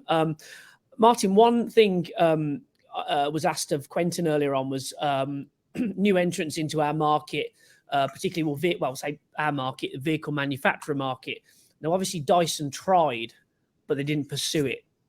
Now, are you able to expand on a bit of that? Why? I know you mentioned it in the presentation in terms of the very expensive electric vehicle that it was. Well, I have a personal opinion on it, Mark, but I can't offer my opinion as one that is informed by what actually went on, because I haven't worked with James for 10 years. I'm still pretty close to many people there. I think that what happened was that I knew that electric car and battery technology development, I knew that it was coming even when I left back in 2011. I think that the desire and the thrust was great, and there was a tremendous will to invest, and they put 2 billion into it. They hired lots of people. They bought land in Hallavington and created a secret complex where they developed this thing. But I think they underestimated the world that they were going into, because the automotive world is a very, very serious place with some serious players and some serious experience. And 2 billion might sound a lot when you're Dyson, but in the automotive world, up against the big giants and those that were able to go off and leverage billions of funds, it isn't a lot. But contrast it with the Dyson company, I think it must have just been too great a risk to their balance sheet and to their business as a total. Okay. I just think, if you read James Dyson's latest book, he gives several pages to eulogizing about this car that he never actually brought to market. I think he was trying to make the point that, it's not a bad thing to fail. And I agree with that. It's not a bad thing to fail, learn from it. But they just didn't get it right. Right, okay. That's interesting. And it's that last point. Mistakes can be the mother of invention, can't they? I think that's generally where he's coming from on that. And they absolutely can. And there's another example from Dyson's past where they launched a washing machine in the late 90s, and it was an incredible bit of kit. A great piece of technology. You can find it in design and invention museums and institutes all over the world, but commercially it didn't hack it because it was selling for about 1,000 or 1,200 quid, whereas you could buy a really good German washing machine like a Bosch or a Miele for about 400 quid. So it just didn't justify its premium, no matter how smart the technology was. How did Dyson address engineer shortages? Shortage of engineers? Yeah, in fact, actually, I've got a second question, if I may, which is to follow that up, which is a culture of lifelong learning is imperative to our survival in our industry, in the automotive aftermarket. Yeah. Do you have any advice on how a small business could develop a pathway? Well, as far as I'll link it back to Dyson in a way, Mark, because Dyson were phenomenally successful. I believe they still are today at attracting bright young men and women to join the business, whether they were engineers or whoever they were. And there was a definite feel. Walking around, it wasn't like walking around an office at Dyson. I'd say it was more a campus. And not long after I left, James opened his own university on campus, and he had about 100 students there for 3 years. They just all recently graduated. The commitment, therefore, to learning, to experimentation, to creativity, awesome. So a question I often get asked is, well, that's great for Dyson to do that, but how can a small business do that? My usual answer, Mark, is hang on. How do you think Dyson got to where it is? when I met James, he had about 4 engineers back in 1996. So the same rules kind of apply. We saw then the importance of getting bright people and then truly empowering them, encouraging them to think in a creative way. We used to call it things like wrong thinking. Don't think like everybody else, think differently. Dyson aren't the only guys in town that do that. I think all of these blockbuster type companies, bad expression to use, all these knockout companies, they've all demonstrated their ability to do this, and I think that is back to ideas. Yeah, ideas and thinking differently, which is something that I mean, we are talking obviously about the future of our market, and I think it will require a lot of different thinking and a different culture. I've got a couple more questions, if I may. With the electric vehicle, obviously, I say coming, it's here. How do we minimise the lack of a plan from the government so we can influence the market as small businesses? That's something that maybe IAAF could do as well. Yeah, well, that is really tricky, isn't it? In fact, I heard one of your speakers talking about electric scooters. I'm chairman of Pure Electric, which makes electric bikes and also electric scooters. And of course, currently they're not regulated to be ridden as a private product in the UK. So you're in the hands of the regulators, of national government, of local government, and so on. It's quite difficult. But all you can do is lobby like crazy. But I do think, and I can't answer your question in a detailed and educated way about your industry, because in the space of 30 minutes, how could I? But it does occur to me that there are always follow opportunities. When there's a massive change in an industry, there are always ways of capitalizing on that change. So we have to be able, in balance, to figure out not only where we are disrupted by that change, but how can we disrupt within that change. And Dyson are very good at that. The reason why they're so successful is because they've done that time and time again with air multiplier, with cordless vacuum cleaners, with hair dryers, with styling products and so on. And they bash it out of the park pretty much every time. Yeah, they've had a couple of failures, but they're very good at doing that. Small businesses can also do that. I'm working with quite a few small companies currently. I'm on the board of 3, and that is pretty much what they do every day. Right. Okay. And during the pandemic, our sector, we were able to win business because of perhaps the independent workshop was able to win business due to the closure of dealerships. We have an independent garage ask, are there any tips on how they can capitalize on this and retain those clients from their competitors? So I think once they've won that business. Yeah, you and I kind of spoke about this when we chatted a couple of weeks ago. It's a very interesting one, because if you think about conventional formats, so for years and years and years, decades, people, when they want to buy a car or when they want to service a car, they go off to these dealer points, don't they? I know that they look online and whatever, but there's a very conventional way that we do it. Pandemic comes along and challenges that a bit, because the big guys are all shut. Big opportunity for the independents. But somebody is going to just reinvent the whole way in which cars are supplied and cars are serviced. It's just going to happen. Tesla have already taken steps towards it, because their showroom model isn't anything like the other guys at all. But I don't know, is it crazy? How big a step is it from home charging to some elements of home servicing, perhaps preventive maintenance when you drive? I don't know. But it seems to me that one great thing about your members is that there's so many of them and there's so many location points, right? Then an obvious thing that goes through my head is, well, there's a convenience there, because the big dealerships, they're not really that convenient unless you happen to be living close to one. They're more sparse in their geography, whereas our independents. So I'd love to see, as everybody gets into electric cars, I'd love to see some kind of a brand emerge from your institution, which sits as part of the sign on these dealerships in their advertising, which consumers recognize and trust and think, I want to go there. Many, many years ago, a business that I knew set up the Guild for Master Craftsmen. and just about every independent sole trader in the country wanted to belong to this guild to be able to show this mark as a sign of their quality.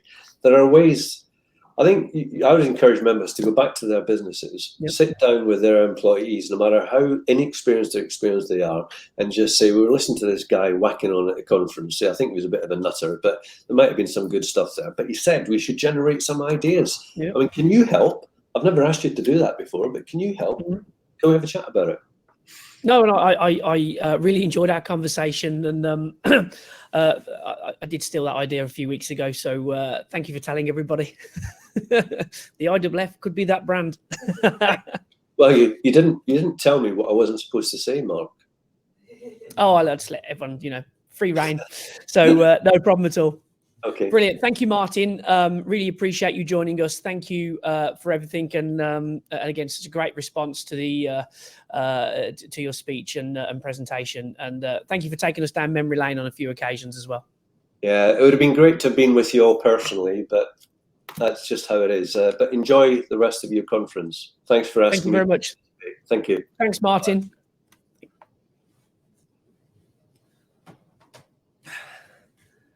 Sorry, everyone, I'm back now. Now, I hope to follow that, if I may. And I just want to take this opportunity before we do get to the awards to just update you on the IAAF activity, the future of the IAAF, and the evolving role of the Federation. I think Martin's just given most of my next slides away, so I will go quickly through them. Before I move into the future of our Federation, I want to recap on our activity. Our IAAF year begins on the 1st of August, and we have been extremely active across a number of areas. The Federation's website is reaching more people than ever before. We've seen an upsurge in traffic of more than 20%. We have more content that features on the website, and we have plans to develop this further, along with our digital strategy in 2022. We've slowly recommenced our meetings program, more on that in a moment, but we held our first hybrid industry briefing session at Autotech Recruit Milton Keynes in October. We've also enhanced our service provider offering with expanded initiatives, including our Tech Alliance warranty portal and a new initiative with FinCred CF Commercial Finance. We launched a series of Perfect Storm articles, prompted actually by our members, which provide a commentary on everything from the global supply chain to skills shortages and recruitment. We've also launched a new products and services e-bulletin, which now goes out to 7,500 garages, and then hopefully a new LinkedIn. Well, we have got a new LinkedIn channel, and hopefully you are all following us on that. Our lobbying activity has intensified, and we've been working with members in Northern Ireland on the call for evidence over the MOT consultation. And the IAAF has been very successful in bringing together other associations in UK AFCAR, which will champion the automotive aftermarket in a post-Brexit era. But we are only getting started. We are only getting started. And while all of the previous are key activities, we want to go further in 2022. We want to go further to support our members, our manufacturers, our suppliers, our parts distributors, our trading groups, our garages and our service providers in a way that we've never done before. In short, we want the IAAF to make a real, tangible impact, positive impact on your business, not just your business, but your employees as well. We're going to enhance the dialogue with our members. We're going to recruit more garages into membership. And the reason for that is because our content, as you've seen today, is of immense use for independent garages, and we need to bring them more into our conversation. We will promote more our council, our CV committee, and our garage sections. We are fortunate to have some superb support from our members of our volunteer councils who all contribute to help shape the future direction of IAAF. We're carving out some real identities for those sections as we work together to promote the trade. An area that I'm really passionate about is skills and recruitment, and we will do more as a federation to support industry personnel with our IAAF aftermarket careers pathway. We must do more. We will do more to support careers, not just for new technicians, but for employees of our parts distributors and our suppliers. We'll make sure we support members with training, and we'll support the promotion of our trade to a wider audience. As Martin said, we might need to think differently. We will think differently. Our activity with service providers will also increase. We've got a fantastic range of service providers that provide free market leading support in areas from recruitment to legal and HR, to name but three. I encourage you to use them more, and we will run a series of webinars in conjunction with them all, designed to answer your questions. All of this will be communicated through through the expanded IAAF website. Finally, the IAAF, excuse me, will embark on a very ambitious networking program in 2022. We will hope to get back to seeing you all in person. We will have more industry briefing sessions. We'll do golf days. We'll have our summer conference, a new summer conference, and our IAAF dinner conference and awards in 2022, which will take place on Thursday, the 8th of December at Doubletree, Milton Keynes. We will also host an exclusive networking event at the UK Garage and Body Shop event on the 8th of June next year. More details to follow on that, but really excited about what we've got planned for next year. We are all passionate about the sector that we work in, and I know that firsthand, and I'm proud to work within the automotive aftermarket. People make this sector what it is. The IAAF wants to harness this enthusiasm and passion, and I strongly believe we have an opportunity to make this sector the very best it can be, the best version of itself. With our 350,000 employees, we are a sector that innovates, that leads, that rolls up its sleeves and gets to work. IAAF will always support its members, and we look forward to supporting you in the years to come. Thank you on behalf of everyone at the IAAF for your continued support of the Federation. Right, we're going to take a quick 5-minute break. So quick 5-minute break. And thank you for all the emojis. They are really nice. And we're going to take a quick break and we'll come back with our awards program. So don't go away. Thank you very much.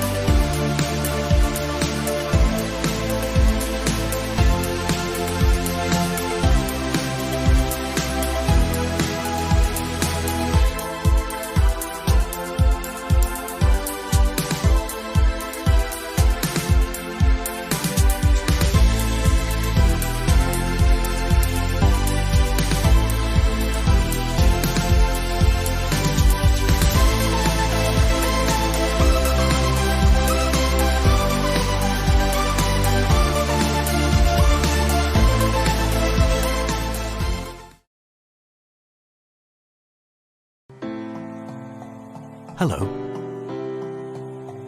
We're Ben.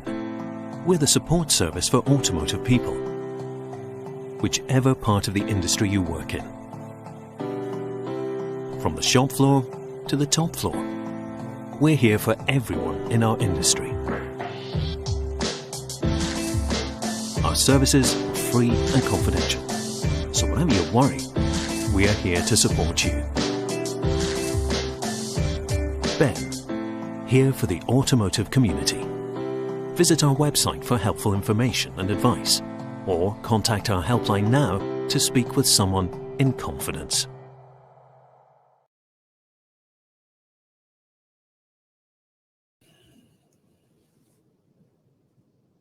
Hi everyone. Thank you for coming back. I appreciate you staying with us, and I can see by the numbers that you are still with us, which is fantastic. We're going to move on now to our Pride of Aftermarket Awards. Our first award is for Outstanding Individual Achievement, sponsored by Glenn Callum Associates. We received a number of nominations for this award, and before I announce the winner of this year's award, I'd just like to mention Jonathan Alexander of FAI. Just 10 miles from home, Jonathan was riding his motorcycle when he was hit by a vehicle, causing severe leg injuries. Emergency services, including air ambulance, rushed to the scene, and Jonathan was then transported by air to University Hospital, Coventry, where he underwent 3 major operations. Jonathan made the extremely brave decision to have part of his lower leg amputated. I know I speak on behalf of everyone in the automotive aftermarket when I say that Jonathan has been nothing short of inspirational since his accident, not only getting back to work, but raising a staggering £19,797 for the air ambulance service. And hopefully, Jonathan, I hope you're watching or listening. We will do our best to smash that, and I know the aftermarket will smash the 20,000 mark, and we'll announce, or we'll put the link in to the Just Giving page tomorrow. Jonathan, we wish you all the best and look forward to seeing you next year. I mentioned in our e-program that while this year's conference is about looking to the future, we want to pay tribute to our aftermarket friends and colleagues that are no longer with us.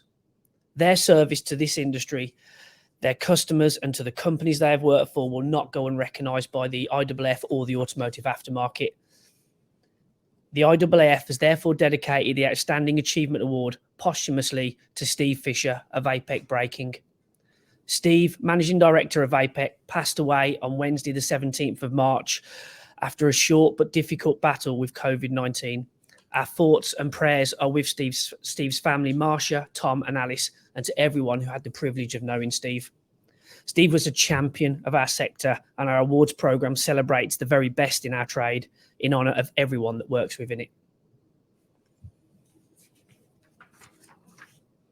Our next award is for Car Distributor of the Year, sponsored by WAI. The nominations are A1 Motor Stores, Butler's Automotive, CD Group, Colin Adams Motor Parts, Dingbro Limited, GSF Car Parts, Motor Parts Direct MPD, and Pat Williams Limited. And the runner-up of the Car Distributor of the Year award is Motor Parts Direct. Congratulations to Motor Parts Direct. And the winner of the Car Distributor of the Year award, sponsored by WAI, is GSF Car Parts. Congratulations to the team at GSF, and thank you again for all the votes. We had a lot of nominations and a lot of votes, so congratulations. And I will repeat this at the end, but we will come and visit you and with your sponsors and present the awards to you. So congratulations to all. Moving on to our Service Provider of the Year award, sponsored by Excel Automotive Group, EAG. The nominations are Autotech Recruit, Boswell Aftermarket, Logistics, and Pecuvi. And the runner-up of the Service Provider of the Year awards is Boswell Insurance. Congratulations to Joe and the team. And the winner of the Service Provider of the Year award, sponsored by Excel Automotive Group, EAG, is Autotech Recruit. Congratulations to everybody there, and we hope to see you in the new year. Our next award, which is the CV Supplier of the Year award, this year it's sponsored by Boswell Insurance. The nominations are Automint Limited, Banner Batteries, Clarios UK, Varta Batteries, Robert Bosch, Sampa UK and Ireland, TMD Friction. And the runner-up of the CV Supplier of the Year award is TMD Friction. Congratulations to everybody at TMD. We now move on to the winner of this award. The winner of the CV Supplier of the Year award, sponsored by Boswell Insurance, is Robert Bosch. Congratulations to everybody there.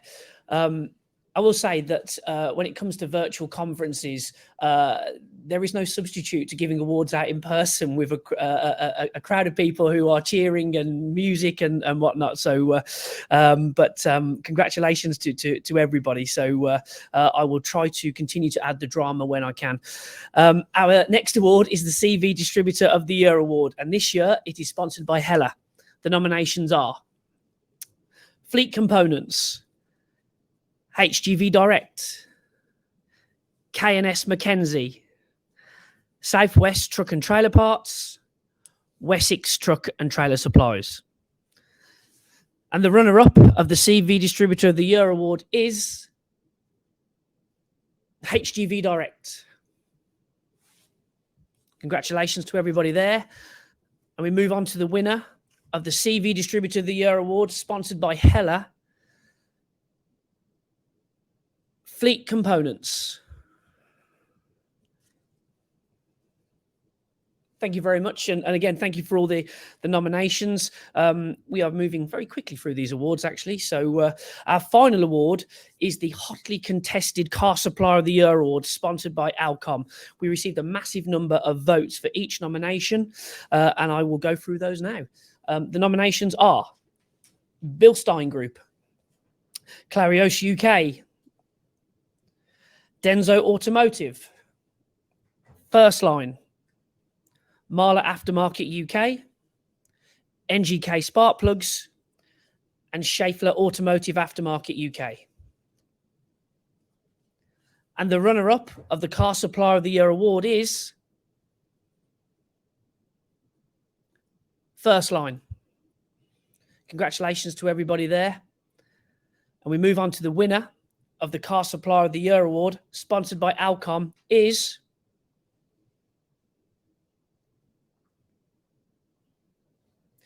Schaeffler Automotive Aftermarket UK. Congratulations to all the winners and all the nominees. As I said earlier on, we will present the awards to you. We will come out to you in the new year with your sponsor, hopefully, and present the awards to you. So congratulations to everybody. And as I said, fantastic that we had so many nominations and so many votes as well. So thank you very much for that. What I would like to do now, as we're nearing the end of our conference, is to hand over to our President, Richard Welland, who will address the conference with some closing remarks. Thank you, Mark. Good afternoon, everybody. Wow, what a conference that was. It was incredible to sit here. It's a shame that we can't all be together, but hopefully next year we will be. But I'd really like to start off by saying thank you very much to all of our speakers for today and their insightful presentations, the great questions and answer sessions. And there were lots of other questions that we haven't been able to answer straight away. So we will come back to those and send those out in due course. I'd like to thank our sponsors and our members for the contributions to this conference. And I really hope that everybody can see the value of paying some money towards it. It has certainly helped support the activity of the IAAF, but also the activity of the UK AFCAR, a coalition brought together by the IAAF to lobby UK government in a post-Brexit era. It's so important. We've been working very hard as the IAAF over the last 12 months and beyond to help our industry, to help all of our members, to help everybody on this conference keep their businesses moving forward.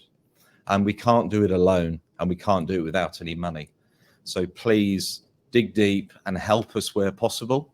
And I thank you for contributing by paying something towards this today. I'd just like to go back to at the beginning of the year when Wendy announced, as I took over as president, that she was going to retire. So I thought, my God, I've got a bit of a poison chalice. How am I going to replace somebody like Wendy? How is the board going to pull together and follow that act?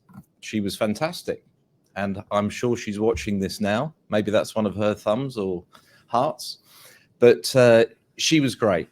And we as a board sat down and thought, there's only one person for this job, and it's Mark. And I think today has proven that he's just fantastic. He's pulled this together. He's done a great job with the other members of the IAAF team, of which you know it's a very small team. But to pull a conference like this together in a job that he's been in for less than 6 months is remarkable. And I really credit what he's done and how passionate he is about our industry. So I want to, on behalf of the board, Mark, on behalf of our council, really thank you for doing a superb job. So now moving on, as Mark has said, we're moving forward and the IAAF is embarking on a lot of projects for next year. I've got 2 years and I want to make sure that as president, it's taken me 25 years being part of the IAAF. I know my father's watching this and he was in the industry for 45 years and he's very proud, as I am, that I got to this position.